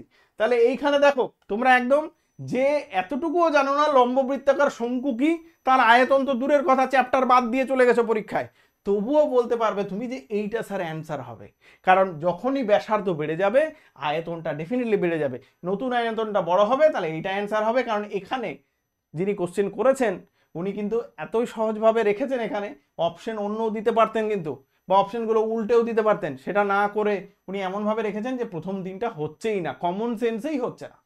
ঠিক আছে, চলো এইবার নতুন গল্প বলি, আরেকটা টেকনিকে ভাবার চেষ্টা করি, যে এই যে হতেই পারে যে এখানে তো এমনভাবে পয়েন্টগুলো দিয়েছে যে সামনেটা কি করেছে ছোট রেখে দিয়েছে, তার মানে সামনেটা ছোট হলে তো হবেই না, কিন্তু হতেই পারতো যে সামনেটা বড় রেখে পরেরটা ছোট রেখেছে, কিন্তু সেই অ্যান্সারটা কোনটা অ্যাপ্রোপ্রিয়েট হবে? তাহলে তার জন্য আমাদের কি একটু একদম সিম্পল কমন সেন্স, আমাদের আগের আয়তনকে আমি যদি বলি V1, দেখো ভালো করে, প্রথম আয়তনটাকে যদি বলি আমি V1, তাহলে V1 কত, মানে একদম নর্মাল আয়তন, সেটা হচ্ছে এটা, তাহলে সেটা কত 1/3 পাই আর স্কোয়ার এইচ। কি দ্বিগুণ করা হলো? ব্যাসার্ধটা দ্বিগুণ করে দেওয়া আছে, এইটা শুধু দেখবে আর অ্যান্সার বলে দিতে পারবে চোখ বন্ধ করে একদম, যে কোনটা অ্যান্সার হবে। তাহলে তুমি যদি এরকম করে মেজার নাও করতে চাও তবুও বলে দিতে পারবে। তাহলে এইটা হলো প্রথম আয়তন, সেকেন্ডে কি করছে, ব্যাসার্ধটা 2 গুণ করে দিচ্ছে, মানে আর এর জায়গায় কত হয়ে যাবে, এখানে যেমন বসলো আর এর রেসপেক্টে বের করলাম, এখানে আমরা কার রেসপেক্টে বলবো, ব্যাসার্ধ এবার 2r হয়ে গেছে, দ্বিগুণ হয়ে গেছে। তাহলে 2r হয়ে গেলে আয়তনটা আমি যদি বলি V2 এবার, তাহলে V2টা কত হয়ে যাবে 1/3 পাই আর এর জায়গায় এবার কত হয়ে যাবে 2r তার স্কোয়ার ইন্টু এইচ। এবার দেখো অনুপাত বের করছি আমরা, তাহলে অনুপাত বের করছি কোন কোন জায়গাগুলো চেঞ্জ হচ্ছে না, কোন জায়গাগুলো চেঞ্জ হচ্ছে না। দেখো 1/3 এদিকেও আছে এদিকেও আছে, আউট হয়ে যাবে, পাই পাই আউট হয়ে যাবে, ভালো করে বোঝো, জিনিসগুলো বোঝার জিনিস আছে। পাই পাই আউট হয়ে গেল, আর স্কোয়ার এখানেও আছে, আর স্কোয়ার তো বেরিয়ে যাবে, আর স্কোয়ার আউট, এইচও আউট হয়ে যাবে। তাহলে এইখানে কি হচ্ছে, এই যে ব্যাসার্ধের জায়গাটা যেটা 2 হচ্ছে তার স্কোয়ার আছে মানে 4, তার মানে এই যে নতুন আয়তনটাতে এখানে কত হয়ে যাচ্ছে 4, তাহলে কি হবে, তুমি শুধুমাত্র খেয়াল রাখবে ব্যাসার্ধটা কগুণ হচ্ছে, তার স্কোয়ার হবে। তাহলে গল্পটা কি হচ্ছে, যে এইখানে ভালো করে বোঝো, তাহলে বুঝতে পেরে যাবে যে এইটা নতুন আয়তন কত হয়ে গেল 1/3 পাই, আর এটা হয়ে গেল 4 ইন্টু আর স্কোয়ার, স্কোয়ার আছে আর এখানে এইচ। এইবার যদি আমি অনুপাত করি, যে আমি কি নতুনটা আগে রাখতে হবে, ওরা বলেছে নতুনটা আগে রাখো ইস টু এইটা, তার মানে এটাই কত হবে, এটা হবে, কাটাকাটি করো, তাহলে নতুনটা উপরে রাখো 1/3 পাই আর 4 ইন্টু আর square into H by 1/3 pi, এখানে তো আর স্কোয়ার আছে আর এইচ। আমি বলছি কোন জায়গায় এফেক্ট ক্রিয়েট করছে, দ্বিগুণ করার ফলে এফেক্টটা কোথায় হচ্ছে সেটা ভালো করে বোঝো। তাহলে এফেক্টটা কোথায় হচ্ছে, এফেক্টটা হচ্ছে দেখো 1/3 তো কোনো কিছু চেঞ্জ হয়নি, তাহলে 1/3 নিয়ে আমাদের ভাবার দরকার নেই, 1/3 নিয়ে ভাবার দরকার নেই, পাই উপরটাতেও থাকবে নিচেটাতেও ভাবার দরকার নেই, ওকে, আর স্কোয়ার উপরটাতেও থাকবে নিচেটাতেও থাকবে, ভাবার দরকার নেই, ওকে, এইচ এইচ কারো ভাবার দরকার নেই। তাহলে কোন জায়গাটাতে এফেক্ট হচ্ছে, যে এই যে 2r করেছি এখানে একটা 4 হয়ে গেছে, তাহলে নতুনটা তার মানে যে যত গুণ বলবে তার স্কোয়ার করে দেবে, ব্যাস গল্প শেষ, আর কিছু নয়। কি বললাম, যত বলবে, তাহলে এখানে কত হয়ে গেল, অনুপাতটা হয়ে গেল কত 4, উপরে 4 বেরিয়েছে 4:1, 4:1 তো আমি বলেই দিয়েছি। এবার যদি দেখো একটা অঙ্ক দিয়ে 50টা অঙ্ক করা যায়, তোমাকে এই অঙ্কটা দ্বিগুণ না বলে, তোমাকে দ্বিগুণ না দিয়ে এটা বললো, এটা দ্বিগুণ না দিয়ে তোমাকে বললো 3 গুণ করা হয়েছে, তাহলে তুমি চোখ বন্ধ করে অ্যান্সার বলে দাও। কিভাবে বলবে, শুধু মনে রাখবে কি, যে কোথায় বলেছে, নতুনটা আগে বলেছে আর পুরাতনটা পরে বলেছে। তাহলে নতুনটা কোথায় এফেক্ট হবে, 3 গুণ মানে এইখানে হয়ে যাবে 2r এর জায়গায় কত হয়ে যাবে, এবার হয়ে যাবে 3r, তাহলে 3r তার স্কোয়ার করবে, 3r তার স্কোয়ার করলে কি হবে, 3 3 9, 9 আর স্কোয়ার হয়ে যাবে, হবে না? তাহলে 9 আর স্কোয়ার হয়ে যাবে, আর স্কোয়ার তো কেটে যাবে উপর নিচে, তাহলে উপরে 4 জায়গায় 9 হয়ে যাবে, তাহলে অ্যান্সার কত হয়ে যাবে? অ্যান্সার হয়ে যাবে 9:1। বোঝা গেছে? যদি বলো স্যার এখানে দ্বিগুণ নয় 5 গুণ হয়ে গেছে, তাহলে 5 এর স্কোয়ার করে দাও, 5 এ 5 25, তাহলে 25:1 হয়ে যাবে। যদি বলো যে না স্যার এখানে যা হয়েছে তার স্কোয়ার করে দাও, যত গুণ বলবে তার স্কোয়ার করে দাও। আর একটু কেয়ারফুল থাকবে এই জায়গাটাতে, যে কোনটা নতুনটা আগে বলছে না পুরাতনটা আগে বলছে, তাহলে এই জায়গাটা কেয়ারফুল থাকলে ব্যাস নিমেষে অঙ্ক। তাহলে ওই জন্য বলছি দেখো জিনিসগুলো বুঝে নাও, সমস্ত টাইপের অঙ্ক করতে পারবে, আরামসে সমস্ত টাইপের অঙ্ক করতে পারবে। ওকে, দেখো তাহলে বোঝা গেল 2 গুণ বলুক, 3 গুণ বলুক, 4 গুণ বলুক, কোন জায়গায় এফেক্ট ক্রিয়েট করছে সেই জায়গাটা বোঝো। হ্যাঁ, যেটাই থাকবে আর এর জায়গাটা স্কোয়ার হয়ে যাচ্ছে, সেখান থেকে তুমি বলে দিতে পারবে 3 গুণ হলে 9:1 হয়ে যাবে, 4 গুণ হলে 4 4 16, 16:1 হয়ে যাবে, 5 গুণ হলে 25:1 হয়ে যাবে। তাহলে বলুক এবার যা যা ইচ্ছা, আর শুধু নতুন পুরাতনটা একটু খালি দেখে নেবে বাবা সুন্দর করে। ঠিক আছে, চলো এর পরের অঙ্কে আমরা তাহলে চলে যাই, এর পরের অঙ্কে। ওকে, কটা অঙ্ক হলো এখানে? 6, মানে একের দাগের সমস্ত কমপ্লিট হয়ে গেল, 6টা কিন্তু 6 নম্বরের অঙ্ক, সমস্ত কিছু ডিটেলসে বলে দিলাম। এবার চলো একটা একটা করে জিনিস বোঝো। এরপর চলে আসছি শূন্যস্থান পূরণ করার অঙ্ক। ওকে, শূন্যস্থান পূরণ করার অঙ্ক দিয়েছে। আচ্ছা, 5টা, এখানে 6টা কোশ্চিন আছে, তার মধ্যে যে কোনো 5টা তোমাকে করতে হবে। ঠিক আছে, 5টা, তার মানে এখানে একটা অপশন পেলে তুমি ছাড়ার, একটা ছাড়ার অপশন পেলে। ঠিক আছে, 6টা অঙ্ক থাকবে, 6টার মধ্যে তোমাকে 5টা করতে হবে। ক্লিয়ার? ওকে, 1 নাম্বার করে সবাই জানা এটা। আচ্ছা ঠিক আছে, ভেদ ধ্রুবক দিয়ে বলেছে, প্রপোর্শনাল বলে দিয়েছে, সমানুপাতিক a মাইনাস বি সমানুপাতিক কত? Proportional to 1/3, b minus C proportional to 1/3 না 1/c, এখানে 1/a আর এখানে হচ্ছে 1/b, তিনটে বলে দিয়েছে। সেখান থেকে বলে দিয়েছে কি ভেদ ধ্রুবক তিনটির সমষ্টি যোগফল বের করতে বলেছে। সহজ অঙ্ক, তোমরা সকলেই জানো, এগুলো অঙ্কে কোনো ক্যালি নেই, মানে এখানে কিছু জাদু খেলা দেখানোর নেই, এইটা নর্মালি তোমাকে করতে হবে। ঠিক আছে, আচ্ছা নর্মালি কিভাবে করবে সবাই জানো, তাহলে চলো শুরু করা যাক। অ্যান্সার দিয়ে শুরু করো। তাহলে কত বলেছে? a মাইনাস বি, এটার সমানুপাতিক কত বলেছে? 1/c, তাহলে আমরা a minus B equal to K into 1/c ধরে নিলাম। ওকে, আচ্ছা কে থেকে কে 1 করে দাও, তো কারণ তিনটে ধরবো। b minus c equal to k 2 into কত? 1/a।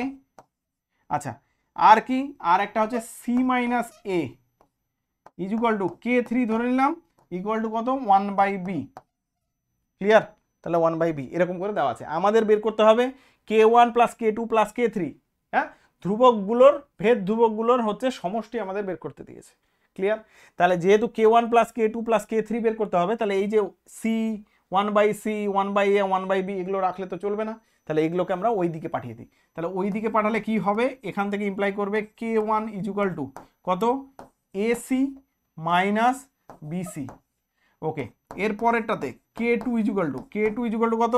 সেটা হচ্ছে ab মাইনাস এসি, আর এখান থেকে আমরা বলবো k3 ইকুয়াল টু কত? k3 ইকুয়াল টু b গুণ করে দাও, তাহলে বিসি মাইনাস ab।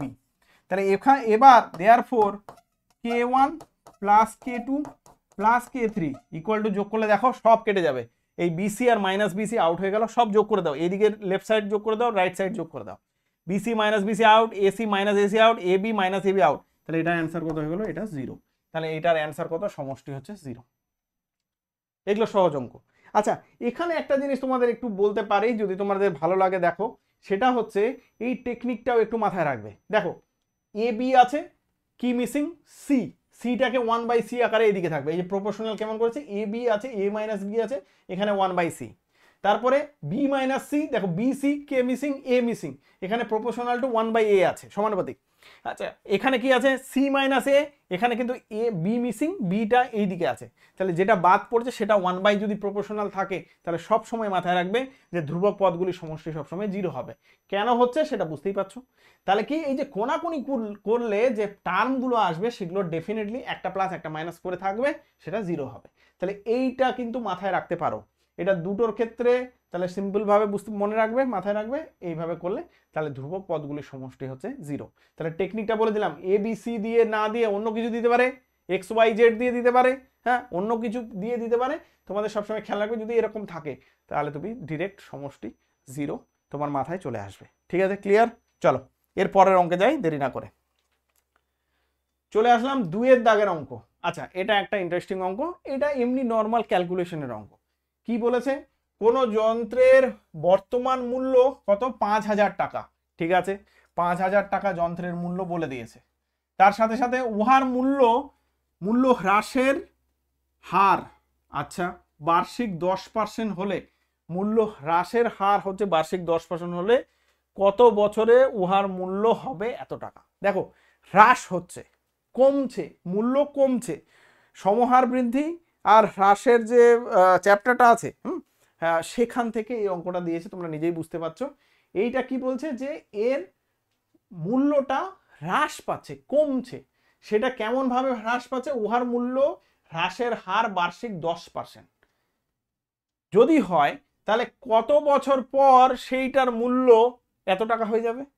দেখো না, আইফোনের চল হয়েছে, তাহলে আইফোনের দাম যখন লঞ্চ হয় তখন কত দাম হয়, তারপরে আস্তে আস্তে আস্তে আস্তে আস্তে কমতে থাকে না, হ্যাঁ, কমে কমে কমে এক সময় একদম কম রেঞ্জে আসে, তারপর বলে যে আউট অফ, এই মডেলটা হচ্ছে আউট অফ মার্কেট, তারপর তুমি আউট অফ মার্কেটে আর পাবে না।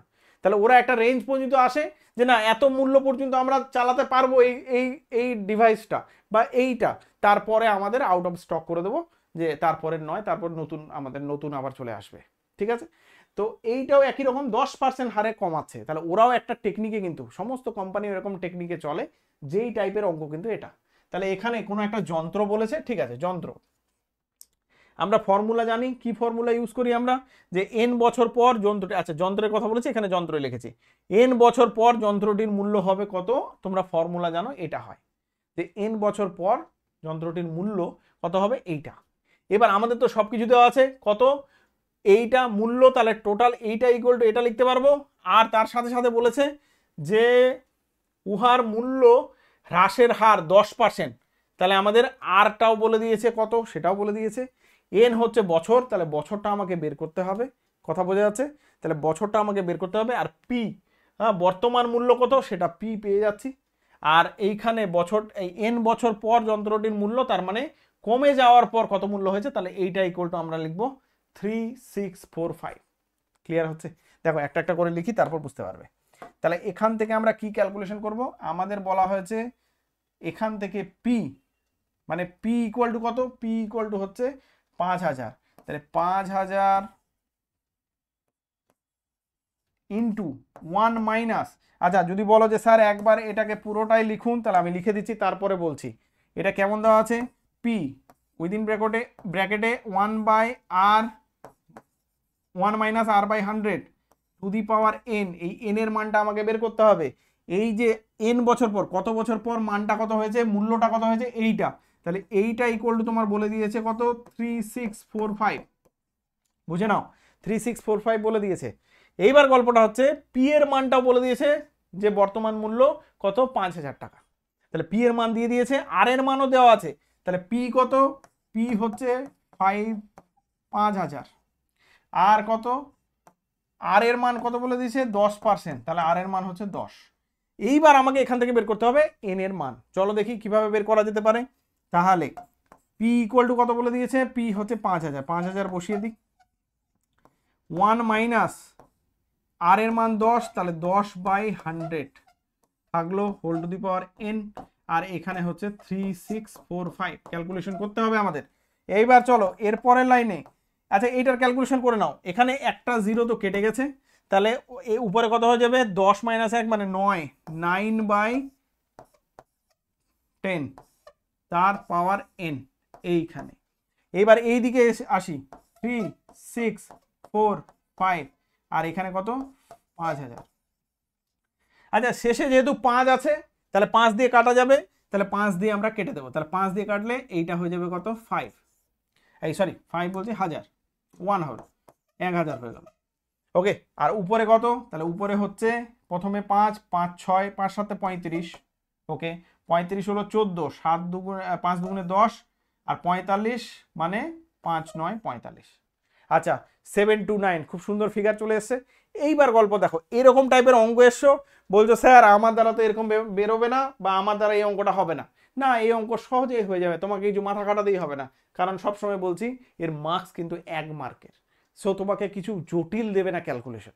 এইটা এরপরে কি করবে, তোমার এখানে আছে 9/10, তাহলে নিচে তো 10-এর গল্প চলে এসছে, এবং এখানে কটা 10 আছে, 10 × 10 × 10, 1000 মানে কি, এই যে 10 × 10 × 10, তাহলে 10 × 10 × 10, তাহলে উপরে এতটুকু এখান থেকেও একটা ক্লিয়ারনেস তুমি পেয়ে যাচ্ছ যে এখানে 1000, 1000 মানে কি রে বাবা, এই দেখো 1000 মানে হচ্ছে 10 × 10 × 10, ভালো করে বুঝে নাও টেকনিক বলছি, 10 × 10 × 10, তার মানে এইটা কি, এইটা ইকুয়াল টু আমরা কত বলতে পারবো, 10-এর কিউব বলতে পারবো না? তাহলে একটা টেকনিক, একটা জিনিস আমার মাথায় চলে এসেছে, নিচে আছে 10 আর 1000টাকে আমি 10-এর কিউব লিখতে পারছি, অ্যান্সার তো 3 হবে, এতটুকু বুঝতে পেরে গেছি। তাহলে এইবার নিচে থেকে আমি কিন্তু আইডিয়া পেয়ে গেলাম, গল্প হচ্ছে 7 to 9, 7 to 9, এবার কি করব স্যার, 7 to 9টাকে দেখো তোমার এখানে টেকনিক পেয়ে যাবে তুমি, উপরে পাচ্ছ 9, তাহলে 9-এরই কিছু পাওয়ার আসবে, এবার নিচেটা তো আমাকে বলে দিচ্ছে, এই যে 1000 থেকে আমি কি বললাম 10-এর কিউব, তাহলে তুমি 9টাকে 3 বার গুণ করলে চোখ বন্ধ করে আসবে, দেখারই দরকার নেই, তুমি এখানে লিখে দাও, আমার কথা বিশ্বাস রেখে লিখে দাও যে এটা কত, 9-এর কিউব হবে। কেন 9-এর কিউব হবে আমি ক্যালকুলেশন করে দেখিয়ে দিচ্ছি, তার আগে কারণ আমি এখান থেকে একটা কিন্তু গন্ধ পাচ্ছি, কারণ এইটা যখন 10-এর কিউব এই যে, তাহলে এখান থেকে তার মানে কি এটা হবে 9/10-এর কিউব, পাওয়ার এখানে 3, টু দি পাওয়ার 3, তাহলে n এর মান কত, n এর মান 3। অনেকেই বলতে পারো স্যার 9 তো বলে দিলেন সবসময় কিরকম হবে, না তুমি একটু দেখে শুনে করবে, যেমন এইটা 729, 9-কে 3 বার গুণ করো, 9 × 9 × 9, 9 9 81 × 9, তাহলে কত হবে 9 আর 8 9 72, 729, তাহলে তো আমরা সকলেই জানি।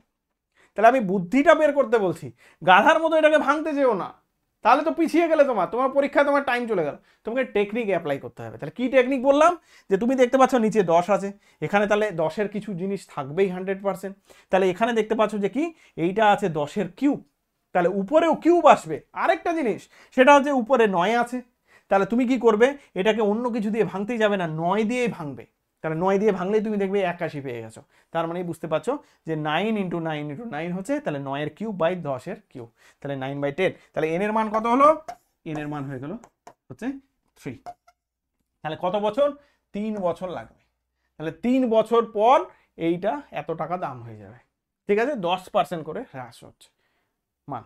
ক্লিয়ার হলো?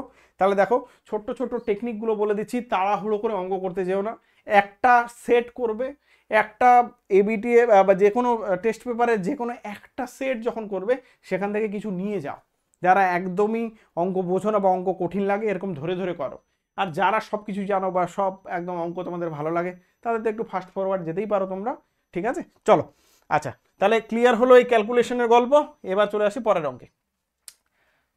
আচ্ছা, ইন্টারেস্টিং অঙ্কে এসছি, এগুলো হচ্ছে দেখো এই অঙ্কটা কিন্তু খুব ইন্টারেস্টিং মানে যাদের জ্যামিতি বৃত্ত এই সব জিনিস ভালো লাগে তাদের কিন্তু এই পার্টগুলো, এই অঙ্কগুলো করতে বরাবর আমাকে তো ভালো লাগতো, ঠিক আছে, তোমাদের কেমন লাগে সেটা জানিও তোমরা, যে এই টাইপের অঙ্ক কেমন লাগে। চলো অঙ্কটা করি, তারপর তোমরা কমেন্টে লেখো যে কেমন লাগছে। ও একটা কেন্দ্র, আচ্ছা ও কেন্দ্রীয় বৃত্ত, ওকে, বৃত্তের ব্যাস বলে দিয়েছে এবি, ব্যাস, তাহলে বৃত্তের কেন্দ্র দিয়ে ব্যাস গেছে সেটা হচ্ছে এবি বলে দিয়েছে, ওকে ওকে এবি ব্যাস।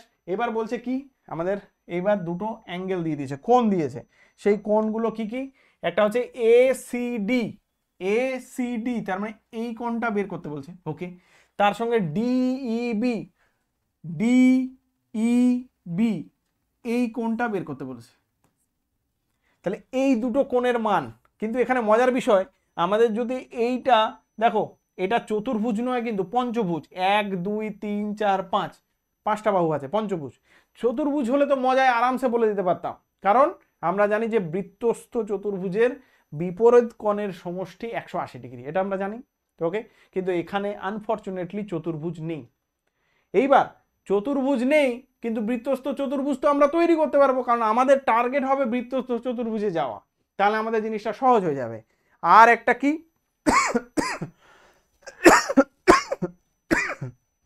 ওকে, আরেকটা হচ্ছে অর্ধবৃত্তস্থ কোণ কত হয়, সমকোণ হয় না, 90 ডিগ্রি হয়, সেটাও আমরা এখানে কাজে লাগাবো। চলো অর্ধবৃত্তস্থ কোণ কিভাবে কেন কাজে লাগাতে পারছি, তার কারণ হচ্ছে আমাদের এবি যেটা দিয়েছে সেটা ব্যাস দিয়েছে, সবসময় টার্গেট মাথায় বুঝে রেখো, যে যখনই তোমাকে দিচ্ছে এ বি ব্যাস, তার মানে ওদের টার্গেট কোথায়? ওদের টার্গেট হচ্ছে অর্ধবৃত্তস্থ কোণ, যে সমকোণ 90 ডিগ্রি হয় সেই জায়গায় তোমাকে কিন্তু একটা মাথায় ভাবতেই হবে। যখনই ব্যাসের গল্প আসবে, বৃত্তস্থ চতুর্ভুজ, বৃত্তস্থ পঞ্চভুজ দেওয়া থাকবে, বৃত্ত থাকবে, ব্যাস বলে দিয়েছে, তার মানে তুমি সবসময় মাথায় রাখবে যে অর্ধবৃত্তস্থ কোণ কিন্তু আমাদের সমকোণ। গেল? তাহলে এই জায়গাটা থেকে কি ভাববে সেটা হাইলাইট করে দিলাম। এবার চলো এখান থেকে কিভাবে অঙ্কন করব। তাহলে আমি কি বললাম যে চতুর্ভুজ দেওয়া নেই, পঞ্চভুজ দেওয়া আছে, কিন্তু চতুর্ভুজে তো আমি নিয়ে যেতে পারবো। তাহলে চলো চতুর্ভুজে নিয়ে যাই। তাহলে চতুর্ভুজে কিভাবে নিয়ে যাব দেখো দেখি, এখানে আমি অন্য কালি দিচ্ছি। দেখো এইটা আমি এই জায়গা থেকে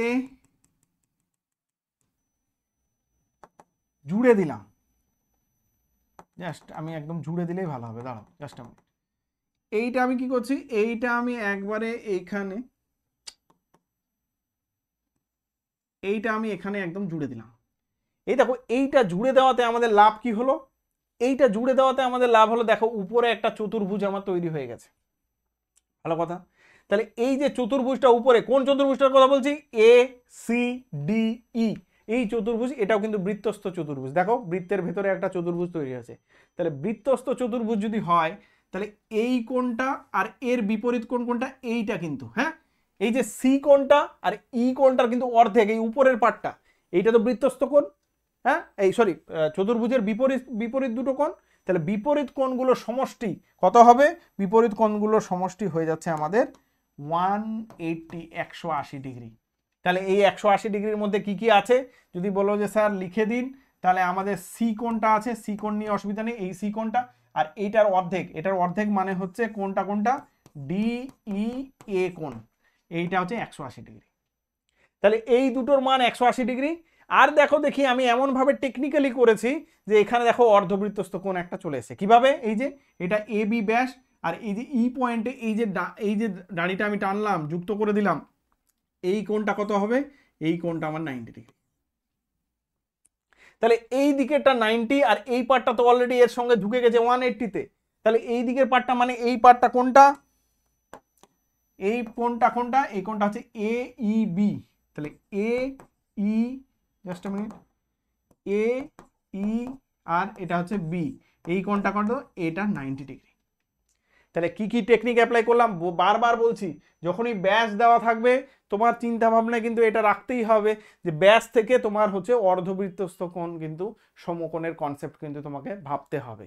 তোমাকে এই রকমই কোশ্চেন কমন পড়ে যাবে সেরকম তো নয়, তোমাকে ভাবনাগুলোকে ডেভেলপ করতে হবে। ঠিক আছে, কি কোশ্চেন আসতে পারে তো ঠিক নেই, এরকমই যদি পড়ে যায় তাহলে ভাগ্য ভালো, কমন পেয়ে গেছো। তাহলে দেখো, তাহলে এখান থেকে একটা কাজে লাগালাম অর্ধবৃত্তস্থ কোণ, তার সাথে সাথে বৃত্তস্থ চতুর্ভুজের গল্প কাজে লাগালাম, কারণ বৃত্তের ভেতরে পঞ্চভুজ দিয়েছে, চতুর্ভুজ আমি বানাতে পারবো। চতুর্ভুজ আমি এমন টেকনিকে বানাবো যাতে আমার সুবিধা হয়। আমি এখান থেকে নিয়ে বানালে আমার কতটা সুবিধা হতো সেটাও দেখতে হতো, যদি সুবিধা হয় তো ভালো, এখান থেকেও আশা করছি হয়ে যাবে। ঠিক আছে, তাহলে এখান থেকে সি থেকে বি যোগ করেও আমি কিন্তু অঙ্কটা করতে পারতাম, আমি এ থেকে ই যোগ করে করেছি। তাহলে এইটা আর এইটা কোণ হয়ে গেল, আর এইটা এবার দুটো যোগ করে দাও তাহলে হয়ে যাবে। তাহলে এইটা যদি যোগ করে দিই, সি কোণ চলে এলো, আর এই দুটো যোগ করে দিলে আমাদের পুরো ই কোণটা চলে আসবে। তাহলে সি ই কোণ মানে 180, তাহলে কত গেল? 0 আর 9 আর 16 17 মানে 270। তাহলে 270 আমাদের হয়ে যাবে অ্যান্সার। তাহলে 270। ভাবনা জায়গাটা বারবার বলছি, আমার ক্লাস করবে তার মেন কারণই হচ্ছে যেন জিনিসগুলো ডেভেলপড হয়। ঠিক আছে, ডেভেলপ না করলে তুমি কিন্তু পরবর্তীতে সমস্ত অঙ্ক করতে পারবে না। আর যদি বলো কমন কমন কমন, এখন কমনের যুগ এসছে, সেটা ঠিক আছে, সে পরের দিকে দেখা যেতেই পারে কমন দেওয়ার ব্যাপারটা, যুগে যেটা চলবে সেটা দিতে হবে, কিন্তু আগে শেখো, শেখার কাজটা শুরু করো, শেখার চেষ্টা করো, তারপর পরবর্তীতে কমন তুমি দেখে নেবে। তুমি তো শিখে রেখেছো সব, শেখার পর তুমি দেখলে কোনো স্যার কমন দিল, ঠিক আছে, ওটাও সলভ করে নাও স্যার যখন দিয়েছে। ঠিক আছে, এই হচ্ছে গল্প। কিন্তু ভরসা করো না কমনের উপর ভরসা করে আমি যাব, সেটা কারা? যারা একদমই পড়াশোনা করেনি তাদের জন্য, সেটা অন্য ব্যাপার। চলো পরের অঙ্কে আসি, কথা না বাড়িয়ে। আচ্ছা, এইটা একটা ইন্টারেস্টিং কোশ্চেন। এইটার যদি আমি এটা যদি ইলাবোরেট করি, হ্যাঁ, এইটাকে যদি এক্সপ্লেন করতে যাই তো তোমাদের মাধ্যমিক লেভেলের এক্সপ্লেনেশন কিন্তু হবে না। ঠিক আছে, আমি যেহেতু অনার্সের পড়াই, মানে তোমাদের দাদা দিদিদের আমি কলেজে পড়াই, ঠিক আছে, তো কলেজের স্টুডেন্টদের পড়াই, তো এগুলো আমাদের কাছে ডাল ভাত জলের জিনিস, কিন্তু তোমাদের মাধ্যমিক লেভেলে এগুলো ভালো করে যদি আমি এক্সপ্লেন করতে যাই গ্রাফিক্যালি, তাহলে তোমরা একটু কিন্তু তোমাদের বলবে স্যার এগুলো কি বলছেন বেকার বেকার, ঠিক আছে? যাই হোক, তবুও আমি অল্প স্বল্প বলে দিচ্ছি। দেখো এটার মান কত হবে, এই tan r plus tan theta plus cot theta দুটো একসঙ্গে বলেছে কিন্তু। হ্যাঁ, এই দুটোর মান কি বলেছে, ক্ষুদ্রতম মান সেটা কত হবে, সেটা হবে 2। কোথা থেকে 2 আসছে স্যার? ট্যানের মান 1, কটের মান 1, এই 1 + 1 মিলে এখানে হচ্ছে 2, তাহলে ক্ষুদ্রতম মান কত হবে, 2। এইবার তোমরা যদি বলো যে স্যার কিভাবে আসছে, তাহলে কিভাবে অ্যান্সারটা ডেফিনেটলি গ্রাফিক্যালি তোমাদের ভাবতে হবে। আমি যদি ছোট্ট একটু বলছি, হ্যাঁ, যাদের বোরিং লাগবে স্কিপ করে যেও। দেখো গ্রাফিক্যালি জিনিসটা একটু মজার জিনিস, আমি একটু বলি হালকা করে। দেখো ছোট্ট করে বলছি, এইটা ধরে নাও 0 ডিগ্রি। তোমরা গ্রাফিক্যালি জিনিসগুলো বোঝো না, তবুও যারা একটু ফাস্ট ফরওয়ার্ড বা যাদের কাছে এগুলো এই গ্রাফগুলো যেগুলো তোমরা মাধ্যমিক লেভেলেও শিখেছো জেনেছো, হ্যাঁ, যাদের জ্ঞান একটু বেশি, হ্যাঁ, তাদের জন্য বলছি, একটু ছোট্ট করে জাস্ট একটু বলে দিচ্ছি। তোমাদের বলেছে কত, 0 to 90 ডিগ্রি, মানে π/2 90 ডিগ্রি, আমি 90 লিখছি, এই 90 ডিগ্রি। তাহলে এই লেভেলের যখন গ্রাফটা তোমরা দেখবে যে এর গল্পটা যেটা হয় না, সেটা তোমাদের ছবি, এস, দেখো এই যে গ্রাফটা আসবে, এইটা দেখবে তোমরা এইরকম করে এখান থেকে এইদিকে আবার গেছে, এদিকটা আমি আর আঁকছি না, আর কেন এদিকে আমার জানা দরকার নেই। আর এইদিকে আবার এইরকম করে যদি দেখো, এরকম করে এইদিকে আবার এইদিকে গেছে। এইটা হচ্ছে 0 to 90 ডিগ্রির কার, ট্যান আর কট, একটা ট্যানের গ্রাফ, একটা হচ্ছে কটের গ্রাফ। হ্যাঁ, এইবার গল্পটা হচ্ছে এই যে মিড পয়েন্ট, তোমাদের বলে দিচ্ছি, দেখো ইন্টারেস্টিং সহকারে দেখো না কি আছে, কিছু জিনিস না হলে মাথায় ঢুকলোই না, পরবর্তীতে মনে পড়বে 11-12 যখন যাবে, তখন আমি করালে আমি করাবো, না হলে কোনো টিচারের কাছে পড়বে, ওই টিচার আবার এই জিনিসগুলোই বলবে, তখন মনে করবে হ্যাঁ সরপ্রাইজ স্যার তো বলেছিল, ওই যে মনে পড়েছে টেস্ট পেপারে করিয়েছিল, তখন তো মনে আসবে। কিছু জিনিস এমনিই করতে হয়। হ্যাঁ, দেখো এই জায়গাটা হচ্ছে 90 ডিগ্রি, আর এখানে হচ্ছে 45 ডিগ্রির যে জায়গাটা, এই জায়গাটাতে কি হয়, ট্যান আর কট দুই জায়গায় কানেক্ট হয়, মিলিত হয়। এই যে আমি রেঞ্জটা বলছি এটা হচ্ছে 1, তার মানে এই দুটোর মান কত হয়, ট্যানও কত দেবে, ট্যান 45 ডিগ্রিতে 1 ভ্যালু দেয়, আর কট 45 ডিগ্রিতেও কত ভ্যালু দেয়, 1 ভ্যালু। এই জায়গাটাতে দেখো এও আস্তে আস্তে বেড়ে এখানে এসে, আর এও আস্তে আস্তে বেড়ে এখানে এসে, এই জায়গাটা হচ্ছে দুজনেরই এমন একটা মান যেটা হচ্ছে সর্বনিম্ন মান। স্যার কেন সর্বনিম্ন মান, আরও তো অনেক জায়গায় কম মান আছে, যেমন এই জায়গাটাতে এ কম দিচ্ছে, কিন্তু তুমি দেখবে এই 45 বাদে বাকি যত জায়গায় তুমি যাবে দেখবে কেসটা জন্ডিস। কেন জন্ডিস স্যার, দেখো আমি যদি বলি তোমাদের একটু, যে তুমি ধরছো এইখানে স্যার এখানে তো মান কম আছে, এইখানে তো মান কম আছে, তাহলে এইখানে কিন্তু এইখানে এর মান কম আছে, কিন্তু উপরের গ্রাফটা এর মান তো বেশি হয়ে যাবে। তাহলে তুমি যখন দুটো যোগ করবে তখন দেখবে যে সেটা 2 এর চেয়েও ক্রস করে গেছে। তুমি যেখানেই যাবে এই 45 বাদ দিয়ে তুমি এদিকে যাও বা এদিকে যাও, একটার মান কমবে কিন্তু একটার মান এত বেড়ে যাচ্ছে, যাতে দুটো যোগ করে সেটা 2কে ক্রস করে যাবে। তাহলে কোথায় দুটোর মান কোথায় হচ্ছে 2 পাচ্ছি আমরা, এই যে 45 ডিগ্রিতে দুটোই 1 1 করে, তার মানে এখানে এসে ওরা মিলিত হয়েছে, কনভার্জিং পয়েন্ট হচ্ছে কানেক্টেড পয়েন্ট। আর এই ট্যান আর কটের যে গ্রাফটা আছে সেটা যে মিররিং এফেক্ট ক্রিয়েট করে, মিরর টাইপের, মানে এরও যে গ্রাফ এরও গ্রাফ, এখানে যদি আয়না বসিয়ে দিই এর ছবিটাও যেমন হবে ওই ছবিটাও তেমন হবে। হ্যাঁ, এগুলো অনেক গল্প আছে, পরে বলবো। যাই হোক, তাহলে তোমরা শুধু এতটুকু মাথায় রাখবে, 45 ডিগ্রিতে দুজনে 1 ভ্যালু দেয় এবং তার মানটা হচ্ছে সর্বনিম্ন। তারপরে 45 ডিগ্রিতে এদিকে গেলেও আমার সমস্যা, কারণ একটার মান তো কমছে কিন্তু একটার মান এত বেড়ে যাচ্ছে যে দুটোর মান যুক্ত হয়ে 2কে ক্রস করে যাবে। আবার এই দিকেও একটার মান তো কমবে কিন্তু একটার মান এত বেড়ে যাচ্ছে, যেমন এই যে একটা পয়েন্ট দেখালাম, এখানে এই মানটা কম, 1-এর চেয়ে কম, অনেক কম, কিন্তু এই মানটা অনেক বড়, তাহলে এই দুটো মান মিলে আবার 2কে ছাড়িয়ে যাবে। ঠিক আছে, ওকে, চলো অনেক বোর করে দিলাম মনে হয়। ঠিক আছে, এরপরে যাই, তাহলে আমরা কি ট্যান আর কটের গল্প শিখে গেছি, এইবার চলো চলে আসি এর পরের অঙ্কে। হ্যাঁ ঠিক আছে, তাহলে এটার মান কত হলো, ক্ষুদ্রতম মান সবসময় খেয়াল রাখবে, তোমরা এখন তো মুখস্থ রেখে করে নেবে যে ট্যান আর কট যদি সাম আকারে থাকে, যোগ আকারে থাকে, তাহলে তাদের ক্ষুদ্রতম মান কত হতে পারে সেটা আমরা বলে দিলাম 2। ক্লিয়ার, চলো এবার সহজ অঙ্ক একটা দেখো কি বলেছে, 2-এর 5 নম্বর অঙ্ক। এটা বলছে কোনো লম্ববৃত্তাকার শঙ্কুর তির্যক উচ্চতা এবং ভূমির ব্যাসার্ধ যথাক্রমে 8 আর 6। এটার জন্য একদম টাইম নষ্ট করব না, একদম স্পিডে করব। চলো, এটার ক্ষেত্রে কি বলেছে, তাহলে বলে দিয়েছে যে আচ্ছা তোমরা সমগ্র তলের ক্ষেত্রফল বের করতে বলেছে। এখানে বলে দিয়েছে তির্যক উচ্চতা আর ভূমির ব্যাসার্ধ, ব্যাস না ব্যাসার্ধ এটা কিন্তু ভালো করে খেয়াল রাখবে, ব্যাসার্ধ বলেছে, অসুবিধা নেই। তাহলে ব্যাসার্ধ কত বলেছে, সেটা হয়ে গেছে 6, আর তির্যক উচ্চতা এলটা কত 8। তাহলে আমাদের কি কি দেওয়া আছে, এখান থেকে আমাদের দেওয়া আছে এল ইজুকাল টু কত দেওয়া আছে, এল ইজুকাল টু 8 দেওয়া আছে, আর আর ইজুকাল টু কত দেওয়া আছে, আর ইজুকাল টু দেওয়া আছে 6। মানটা আমরা এখান থেকে বের করে নিচ্ছি, তাহলে আর পাই এখানে আছে, আর আর আর কত, আর হচ্ছে 6, আর এখানে কত, এখানে হচ্ছে 8 প্লাস 6। আচ্ছা 22-এর 7 বসিয়ে দাও তোমাদের ক্যালকুলেশন, ইন্টু 6 আর ইন্টু 8 6 14, 7 দুগুণে 14, তাহলে 2। এইবার গল্প হচ্ছে, তাহলে কত হলো 22 ইন্টু 12 দুগুণে 24 হয়েছে। এবার অনেকেই তোমরা তো এখন ছোট লেভেলে আছো, 22 ইন্টু 24 অনেকে গুণ করতে চাও, গুণ করো না, গুণ করো। আমি ছোট্ট টেকনিক করে দিচ্ছি, মুখে মুখে হয়ে যাবে। কিভাবে, এইটা কত হবে, এটা সিম্পল দেখো, 22 করো ইন্টু এটা 12টাকে তুমি কি করো 10 প্লাস 2 করে দাও, মনে মনে করবে, এটা আমি তোমাদের শেখাচ্ছি। তাহলে 10 প্লাস 2 করো, 10 প্লাস 2 করলে কি হবে স্যার, কি সুবিধা হলো, দেখো এখানে 22 আছে, সরি 22, তাহলে 22 10 দিয়ে গুণ করতে সবাই আমরা জানি, তাহলে 22 10 দিয়ে গুণ করলে কত হবে 220, আর 22-কে 2 দিয়ে গুণ করলে 22 দুগুণে 44। তাহলে এবার কত হয়ে যাবে অ্যান্সার, তাহলে অ্যান্সার হয়ে যাবে কত 2, 44 আর 20 মানে 64, 264। তাহলে স্যার এটা গুণ করলেও তো হবে, হ্যাঁ গুণ করলেও হবে। তাহলে এটার অ্যান্সার কত হলো 264, 264। বোঝা গেল? টেকনিক, অঙ্ক হচ্ছে মজার জিনিস, যত করবে তত মজা পাবে, এবং জিনিসগুলো এইভাবে ভাবতে হবে। তুমি কি এটা মুখে মুখে করতে পারবে, তুমি 12টাকে 10 প্লাস বা 22টাকেও ভাঙতে পারতে, 20 প্লাস তুই করতে পারতে, তাও হতো। হ্যাঁ, তাহলে এইভাবে করলে আমাদের শর্টকাটে হচ্ছে। আর না হলে এমনি বোকার মতো তুমি করতে পারো যে 22 ইন্টু 12 গুণ করি, সেটাও হবে, কোনো অসুবিধা নেই, সেটাতেও এই অ্যান্সারটা বেরোবে।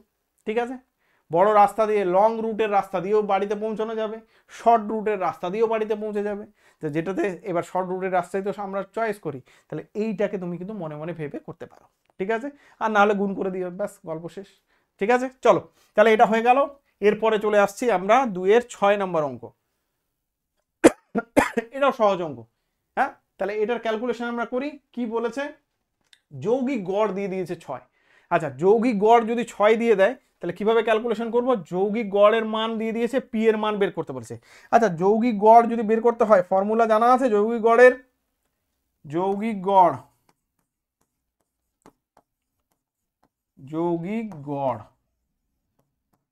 গড়ের ফর্মুলা কত, আচ্ছা এটাকে এদিকে লিখছি, যৌগিক গড়ের ফর্মুলা হচ্ছে সামেশন অফ এফ এক্স হবে বাই সামেশন অফ এফ হবে। হ্যাঁ দাঁড়াও লিখে নিচ্ছি, তারপর দেখে নিও তোমরা, সামেশন অফ এফ হবে। দেখো তাহলে এটা হচ্ছে আমাদের যৌগিক গড়ের ফর্মুলা। এবার এইটা এখান থেকে বের করো, তাহলে আমাদের কি করব, আমরা সামেশন অফ এফ মানে কত, এখানে সামেশন অফ এফটা বের করে নিচ্ছি, 3 2 5 5 6 7 8 9 10 11, তাহলে এটা হয়ে গেল 11। আচ্ছা এখানে সামেশন অফ এফ এক্স এর একটা ঘর করে দাও, এফ এক্স মানে কত হবে, তাহলে এটা গুণ করো, তাহলে কত হবে, আচ্ছা সামেশন অফ এফ এক্স মানে সব গুণ করে যোগ করতে হবে, তাহলে এখানে 3 দুগুণে 6, আচ্ছা প্লাস করছি কেন, সামেশন দিয়ে দিয়েছি ওই জন্য প্লাস করে দিচ্ছি, নাহলে এফ এক্স বের করো তারপর সাম, একই গল্প। আচ্ছা 4 দুগুণে 8, আচ্ছা প্লাস 6 3 6 18, ওকে প্লাস 10, আর প্লাস এখানে 2 দিয়ে গুণ করলে 2p, আর প্লাস হচ্ছে 10। ক্যালকুলেশন করো দেখি এবার। আচ্ছা 10 10 20 20 30 38 38 আর 6 38 আর 6 38 46 46 আর 6 হচ্ছে 52, তাহলে এটা হয়ে গেল 52 প্লাস 2p। ওকে আচ্ছা এটা হয়ে গেল, তাহলে আমরা এখানে বসিয়ে দিই, সব বেরিয়ে গেছে, 11 বেরিয়ে গেছে, তাহলে এটা হচ্ছে কত 52 প্লাস 2p বাই এখানে কত, এখানে হচ্ছে 11, সামেশন অফ এটা 11 হয়ে গেছে, এইটা ইকুয়াল টু 6 বলে দেওয়া আছে অঙ্কে। তাহলে এখান থেকে ক্যালকুলেশন করো, পি এর মান বেরিয়ে যাবে 11 11 6 11 66, তাহলে হচ্ছে 52 প্লাস 2p ইকুয়াল টু হচ্ছে 66, এখান থেকে বের করে নাও, তাহলে 2p 2p ইকুয়াল টু কত 6 11 66 মাইনাস 52, তাহলে 52 বিয়োগ করো 8 আর 6 14, তাহলে এটা হয়ে গেল 14। তাহলে 14 যদি হয়ে যায় তাহলে পি এর মান কত, তাহলে পি এর ভ্যালু হচ্ছে 7, পি এর মান 7 হবে। ক্লিয়ার? তোমরা ক্যালকুলেশন দেখে নিও, ঠিক আছে? পি এর মান 7ই হবে। এবার দেখো, তাহলে এগুলো তোমরা সকলের জানা, এগুলো মানে জলের মতো জিনিস। তাহলে যৌগিক গড় বের করতে তোমরা জানো, সিম্পল ক্যালকুলেশন করো, বেরিয়ে যাবে। তাহলে পি এর মান কত, পি এর মান 7 অ্যান্সার হয়ে গেল। হ্যাঁ, তাহলে আর টাইম নষ্ট করে লাভ নেই, চলো। খুব ইন্টারেস্টিং অঙ্ক, এরকম রুটের অঙ্ক একটা থাকে। হ্যাঁ, দেখবে তোমাদের এই যে সত্য মিথ্যার যত অঙ্ক আছে এইখানে বেশিরভাগ এরকম রুটের অঙ্ক একটা থাকে। কিভাবে বুঝবে এটা? মুখে মুখে ভেবে নেবে নাকি, নাকি এই 72 থেকে 40 বিয়োগ করে চেক করবে যে এটা হচ্ছে কিনা? না, এরকম করবে না। তাহলে কিভাবে করবে? একটু ভেঙে নাও, শুধু একটু ভেঙে নিলেই এই অঙ্কটা জলের মতো সহজ হয়ে যাবে। যেমন 72 মানে হচ্ছে 36 দুগুণে 72, 6 6 36, তাহলে 6 × 6 × 2 করলাম, তাহলে 6 একটা বেরিয়ে গেল, 6√2। কারো কোনো অসুবিধা হওয়ার কথা নয়। হ্যাঁ, তাহলে মাধ্যমিকে পড়ছো, রুট ভাঙতে সবাই জানো। 36 দুগুণে 72, ওই 36টাকেই 6 6 36 লিখেছি। হ্যাঁ, 36, তাহলে 6 একটা বেরিয়ে গেল, নাহলে এমনিও তোমরা ভাঙতে পারো একদম পাতিভাবে। তাহলে এইটা হলো ওকে। আচ্ছা, 40 মানে 40 মানে কিভাবে করতে পারবো? 40 মানে হচ্ছে 4 10 এ 40। আচ্ছা, 10টাকেও আমরা ভাঙতে পারি, √2 আমার একটা আনলে সুবিধা হবে। তাহলে 4 × 5 × 2, ক্লিয়ার?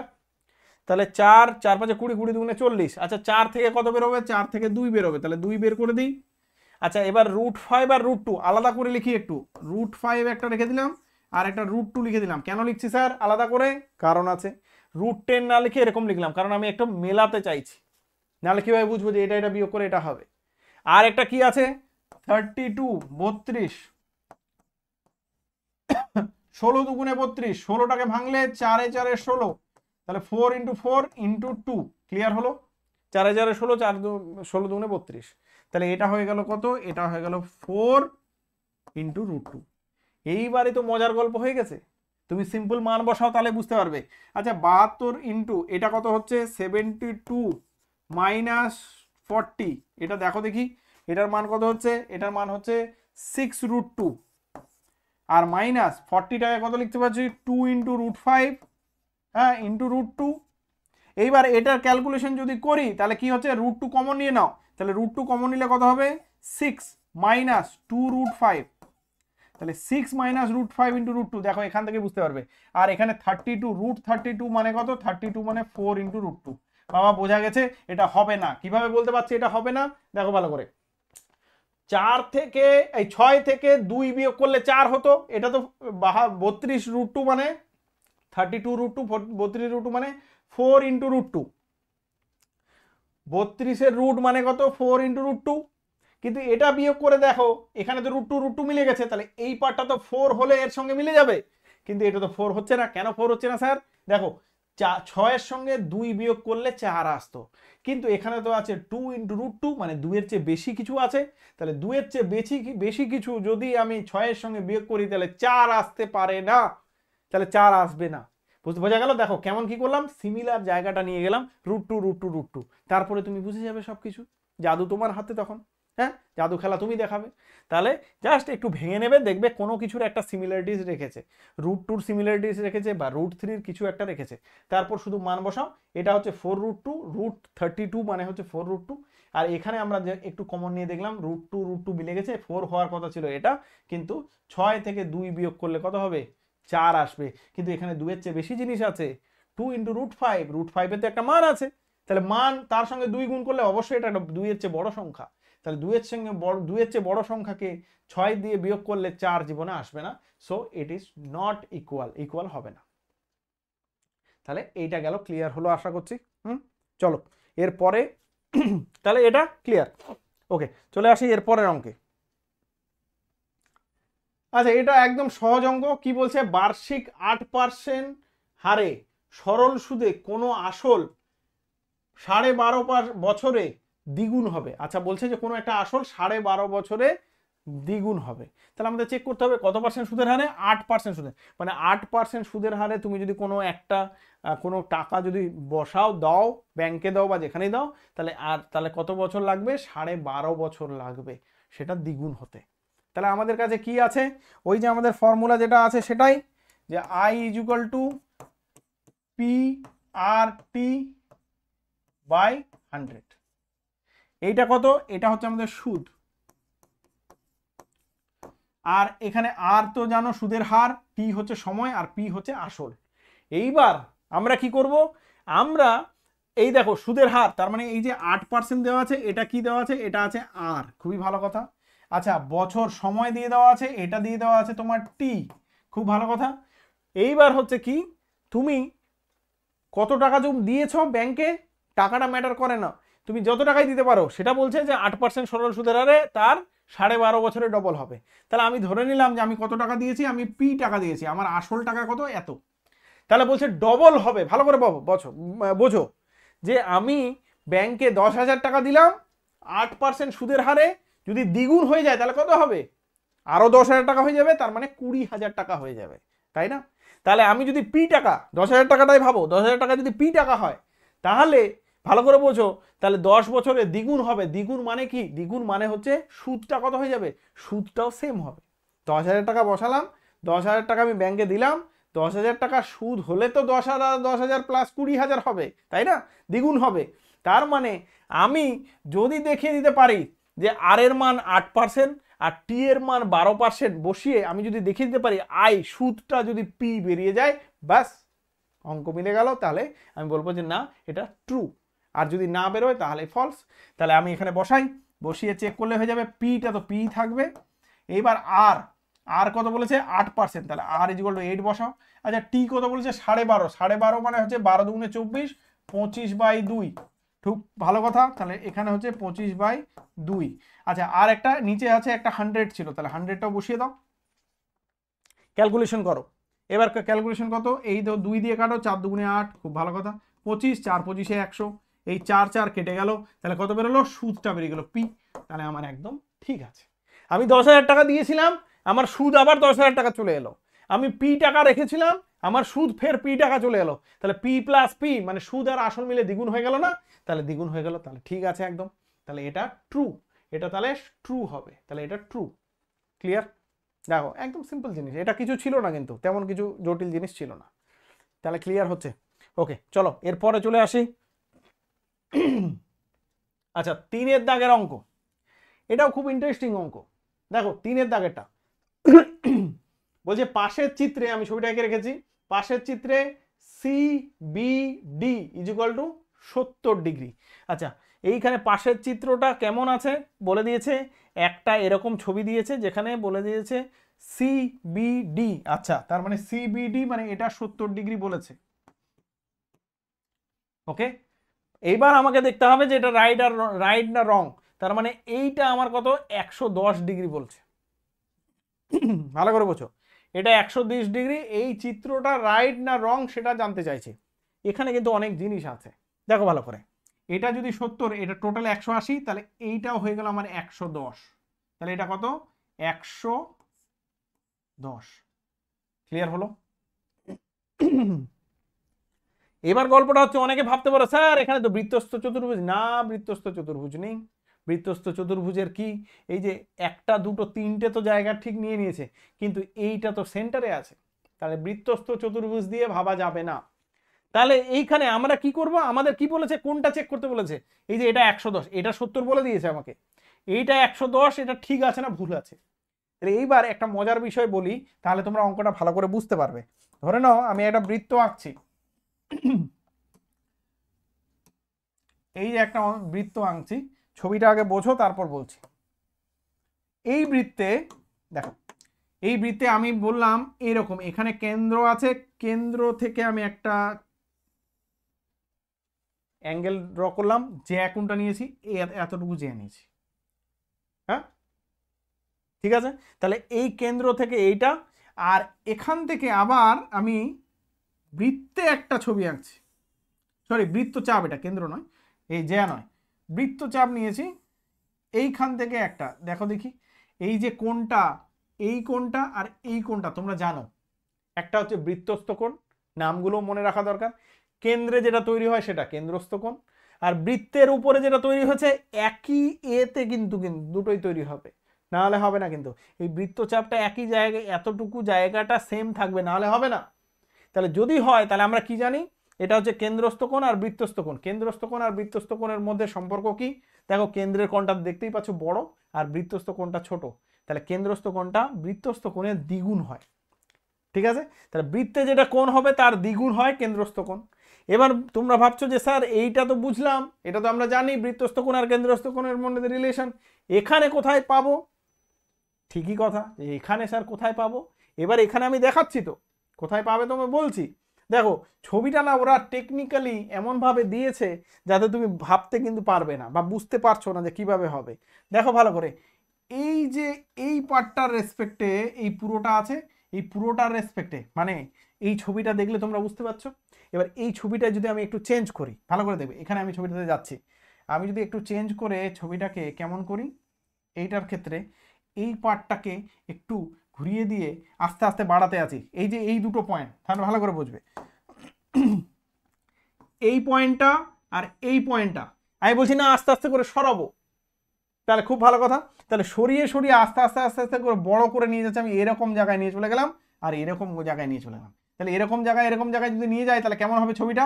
ছবিটা চেঞ্জ হয়ে তখন হয়ে যাবে এইরকম আর এইরকম। দেখো দেখি,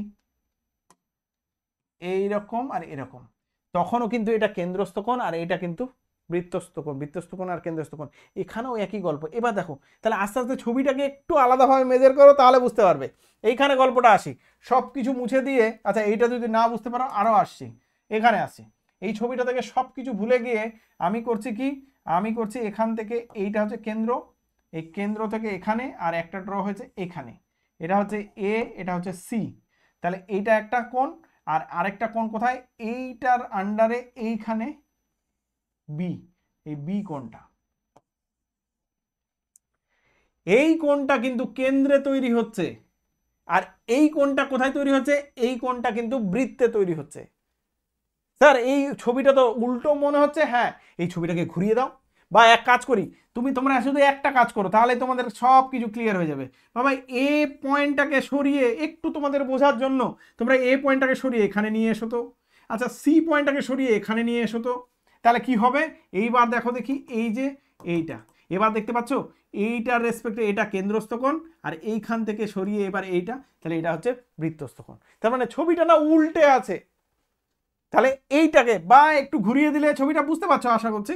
তাহলে তার মানে কি, তার মানে গল্পটা হলো এইখানে, তার মানে গল্পটা হলো এইখানে যে আমাদের এই যে এই কোণটা যেটা আছে, জাস্ট মিনিট,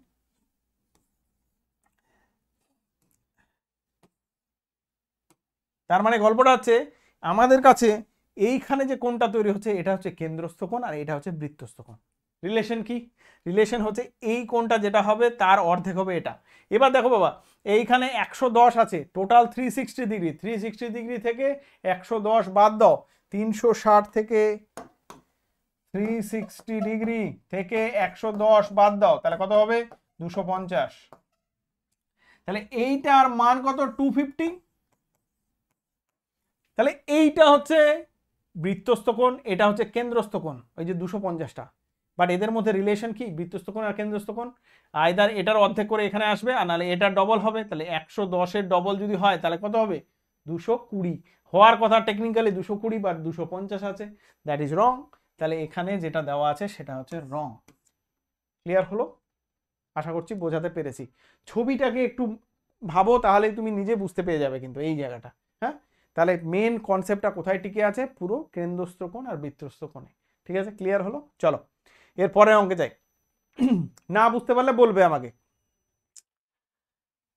আচ্ছা এটা তো একদমই সহজ জিনিস, সাইন থিটার মান। সাইন থিটার মানের রেঞ্জটা সবসময় খেয়াল রাখবে। এখানে আমি আর গ্রাফ আঁকছি না, ছবি আঁকছি না। সাইনের মান তোমরা যদি গ্রাফটা দেখো, সাইনের যে গ্রাফটা আছে সেই গ্রাফটাতে তোমরা পরে বুঝতে পারবে, এগুলো পরে যখন পড়বে তখন বুঝতে পারবে। সাইনের যে গ্রাফটা হয়, সাইনের গ্রাফটা তোমার নিচে থেকে যদি নিয়ে যায় তাহলে এরকম করে সাইনের গ্রাফটা চলতে থাকে। এর রেঞ্জ কত থাকে স্যার? এর রেঞ্জ হচ্ছে উপরে এই যে রেঞ্জ, জাস্ট আ মিনিট, এই উপরের রেঞ্জ কত, 1-এর বেশি, এটা কিন্তু কন্টিনিউয়াসলি চলতে আছে না, এর মান 1-এর বেশি যেতে পারে না, হ্যাঁ 1-এর বেশি হতে পারে না। আর নিচের মানটা কত, নিচের মানটা -1-এর বেশি হতে পারে না। তার মানে রেঞ্জ কত থাকে স্যার, কি সব উল্টাপাল্টা বলছেন, এগুলো তো আমাদের কিছু মাথা ঢুকছে না, মাথায় ঢোকানোর দরকার নেই, শুধু ছবি দেখাচ্ছি, তোমরা দেখো। তাহলে সাইনের গ্রাফ যদি দেখো, তাহলে সাইনের মান কত থাকে, সাইন এক্স বা সাইন থিটার মান, এখানে এক্স দিয়ে আছে, থিটা আছে, সাইন থিটার মান সবসময় মাথায় রাখবে -1-এর নিচে যায় না ও, আর +1-এর উপরেও যেতে পারে না, সরি উল্টো লিখে দিলাম। সাইন থিটার মান কত, 1 এবং -1, -1 এর মধ্যে সবসময় থাকে। সবচেয়ে কম নিচে কত দূর পর্যন্ত যেতে পারে, সেটা হচ্ছে -1 পর্যন্ত নামতে পারে। আর উপরে সবচেয়ে উপরে কত যেতে পারে, 1 পর্যন্তও যেতে পারে, তার উপরে আর যেতে পারবে না। তাহলে সবচেয়ে বড় ভ্যালু হচ্ছে 1 হবে, সাইনের ভ্যালু সবসময়, সাইন কস দুটোর ক্ষেত্রে একই, কসের গ্রাফটাও একই রকম। তো সাইনেরও মান সবসময় রাখবে, সর্বোচ্চ ভ্যালু হচ্ছে 1, সর্বনিম্ন ভ্যালুটা মাথায় রাখবে। সর্বনিম্ন ভ্যালু তোমাদের দেবে না, কারণ এটা তো তোমাদের সিলেবাসের একটু বহির্ভূত হয়ে যাচ্ছে, তোমরা যেহেতু সমস্ত থিটার মধ্যে কাজ করছো না, তোমরা 0 to 90 ডিগ্রির মধ্যেই কম বেশি কাজ করছো। তাহলে এখানে কত, -1, তাহলে -1 আর 1 এর মধ্যে পুরোটা আছে, ক্লিয়ার? আচ্ছা, এইটা গেল। কসের ক্ষেত্রেও একই, তাহলে সর্বোচ্চ আর সর্বনিম্ন দুটো মনে রাখবে, সর্বোচ্চ হচ্ছে 1, কোনো সময় যদি দিতেই পারে যে এক্সট্রা অর্ডিনারি কোশ্চেন দিল, তাহলে -1টা হচ্ছে সর্বনিম্ন, ঠিক আছে গেল। তাহলে এইটা ভুল আমাদের, 1-এর চেয়ে বড় হতে পারে না মান, ক্লিয়ার? ওকে, এটা ভুল, রং। ওকে, আচ্ছা চলো এর পরের অঙ্ক। আচ্ছা, এই অঙ্কটা সহজ, এটা তোমরা নিজেরাই পারবে, আমি একটু ছবি এঁকে রেখেছি জিনিসটাকে আরো ভালোভাবে বোঝার জন্য। দেখো বলছে কোন লম্ববৃত্তাকার শঙ্কুর অর্ধ শীর্ষ কোণ বলেছে 45 ডিগ্রি, ওকে, হলে শঙ্কুটির উচ্চতা এবং ভূমির ব্যাসার্ধ সমান হবে, উচ্চতা আর ভূমির ব্যাসার্ধ সমান হবে। দেখো একদম সিম্পল কনসেপ্ট, ছবি কিন্তু মাথায় রাখতে হবে। আমি বারবার বলছি, একটা টাইপের অঙ্ক তোমাকে 10টা টাইপের অঙ্ক করতে শেখাবে, এটা মাথায় ঢোকাতে হবে। তাই তাড়াহুড়ো করে অঙ্ক করতে যেও না, অঙ্ক থেকে জিনিসটা নাও, কি উদ্দেশ্যে অঙ্কটা কোশ্চেনটা করা হয়েছে সেটা বোঝো। তাহলে এখানে কি, এই যে দেখো সুন্দর করে ছবিটা এঁকেছি, তোমরা জানো সব কিছুই, হ্যাঁ। তাহলে এখানে কি কি জিনিস বলেছে, শঙ্কুটির উচ্চতা বলেছে আর ভূমির ব্যাসার্ধ, এই ভূমির ব্যাসার্ধ আর শঙ্কুটির উচ্চতা কত h, আর তার সঙ্গে সঙ্গে বলেছে যে লম্ববৃত্তাকার শঙ্কুটির অর্ধ শীর্ষকোণটা কত বলেছে, 45 ডিগ্রি। তার মানে এইটা হচ্ছে আমাদের 45 ডিগ্রি, 45 ডিগ্রি, আলফাটা হচ্ছে 45 ডিগ্রি। Okay, clear? আচ্ছা sir, tan alpha equal to r/h উড়ে উড়ে পেয়ে গেলেন নাকি, ফর্মুলা কোথায় তোমরাও জানো, তবুও বলছি যাদের মনে হচ্ছে না স্যার উড়ে উড়ে কোথা থেকে এসছে আমি তো এটা জানি না, সিম্পল ব্যাপার বাবা, তোমরা তো ত্রিকোণমিতিতে জানো tan মানে কি, হ্যাঁ লম্ব বাই ভূমি। তাহলে এইটাতে দেখো এটা আলফা, আর এটা 90 ডিগ্রি, 90 ডিগ্রির অপোজিটে কি হয়, অতিভুজ হয়, সবসময় রাখবে 90 ডিগ্রির অপোজিটে হয় অতিভুজ। আর যেটা থিটা হয়, এই যে থিটা বা আলফা, এর পাশে যেটা থাকে সেটা হচ্ছে কি, এটা হচ্ছে ভূমি, সবসময় মাথায় রাখবে, থিটার পাশে থাকে ভূমি, থিটার পাশে থাকে ভূমি, আর এই 90 ডিগ্রির অপোজিটে অতিভুজ, আর বাকিটা হচ্ছে আমাদের লম্ব, ক্লিয়ার? তাহলে এটা ভুলবে না। এবার তাহলে এখান থেকে আমাদের কত হয়ে যাবে, তাহলে এখান থেকে আমরা বলবো tan 45 degree, tan 45 degree is equal to r/h, হ্যাঁ। তাহলে 45 ডিগ্রির মান হচ্ছে 1, তাহলে এটা ইজ ইকুয়াল টু কত, r/h। তাহলে r/h যদি হয়, তাহলে এখান থেকে কোণাকুণি গুণ করে দাও, r is equal to h। তাহলে একদম ঠিক বলেছে, উচ্চতা আর ভূমির ব্যাসার্ধ সমান হবে, একদম ট্রু। সুন্দর না, ইন্টারেস্টিং অঙ্ক। ওকে চলো এরপরে লাস্ট অঙ্ক আমাদের আজকের। আচ্ছা, শেষের অঙ্কটা সহজ দিয়ে একটু আমাদের শেষ করেছে। দেখো কি বলেছে, মধ্যমা বলে দিয়েছে 6, ইন্টারেস্টিং অঙ্ক। এই অঙ্কটা কিভাবে করবে, অনেক রকম ভাবে করা যায়। দেখো বলেছে মধ্যমা 6, মধ্যমা বের করব, তার আগে বলেছে মধ্যমা যদি 6 হয় এক্স এর মান কত হবে, 4। কিভাবে বলেছে এখানে, 5, 9, 11, 3, 4, এখানে বলে দিচ্ছে এক্স, আর এখানে হচ্ছে 8, হ্যাঁ। এই এক্স এর মানটার উপর ডিপেন্ড করে ওরা বলছে যে মধ্যমা যদি 6 হয় তাহলে এক্স এর মান কত হবে, 4। তাহলে আমি এক কাজ করছি, আমি একটু উল্টো টেকনিকে করছি, আমি কি করছি, এক্স এর মানটা বসিয়ে দিচ্ছি, বসিয়ে দেখছি মধ্যমা 6 হচ্ছে কিনা, তাহলে গল্প শেষ। তাহলে এক্স এর মানটা বসিয়ে দিই, তাহলে কি হবে, 5, তারপরে এটা 9, তারপরে 11, তারপরে 3 আছে, 4 আছে, আর এক্স এর মান আরেকটা 4 পেলাম, আর 8। মধ্যমা বের করতে গেলে কি করতে হবে? প্রথমে তোমাকে সাজিয়ে নিতে হবে ছোট থেকে বড়, না হলে কিন্তু হবে না। তাহলে সাজিয়ে সাজিয়ে নাও তুমি। তাহলে কিভাবে হবে? প্রথমে আসবে 3, তারপরে 4 সমান সমান আছে 4 4 দুবারে লিখতে হবে। তারপরে তাহলে এই 3টা হয়ে গেল, তারপর আছে 5, তারপরে আছে 8, তারপরে আছে 9। এইবার তুমি কাউন্ট করবে যে কতগুলো সংখ্যা আছে। ফর্মুলা জানা আছে? ফর্মুলা না জানলেও মধ্যমা মানে মধ্যের। তাহলে এখানে দেখো 1 2 3 4, আচ্ছা এক কিছু বাদ পড়লো, 9 এর পর 11টা লিখিনি। 1 2 3 4 5 6 7টা আছে, 7টা মানে মধ্যমা বের করার চোখ বন্ধ বেরিয়ে যাবে। কিভাবে? এখানে 1 2 3 দেখো, যখন বেজোড় থাকবে তখন সহজ। এদিকে 3টে আছে, এদিকে 3টা, তাহলে মিডিলে কে? এটাই তো মধ্যমা। তাহলে মধ্যমা এটা। তাহলে মধ্যমা কত বেরোচ্ছে? মধ্যমা বেরোচ্ছে 5, কিন্তু ওরা বলছে 6, তাহলে রং। তাহলে এটা রং। সিম্পল জিনিস। তাহলে আমি কি বললাম? এক্স এর মানটা বসিয়ে চেক করে নিলাম। মধ্যমা বের করতে তোমরা সকলেই জানো। তাহলে কি টেকনিকে করলাম? এক্স এর মান বসিয়ে দিলাম। বসিয়ে দিয়ে আমি বললাম যে কি, তাহলে পরপর সাজিয়ে নিলাম, সাজিয়ে দেখছি মধ্যমা। তোমরা মধ্যমা বের করতে জানো তো? এই 1 2 3 4 5 6 7, তোমরা কি করো? কততম সংখ্যাটা হবে? সেটা হচ্ছে 7 প্লাস 1/2, 7 প্লাস 1/2। তাহলে 7 থেকে 8, 8/2 মানে 4।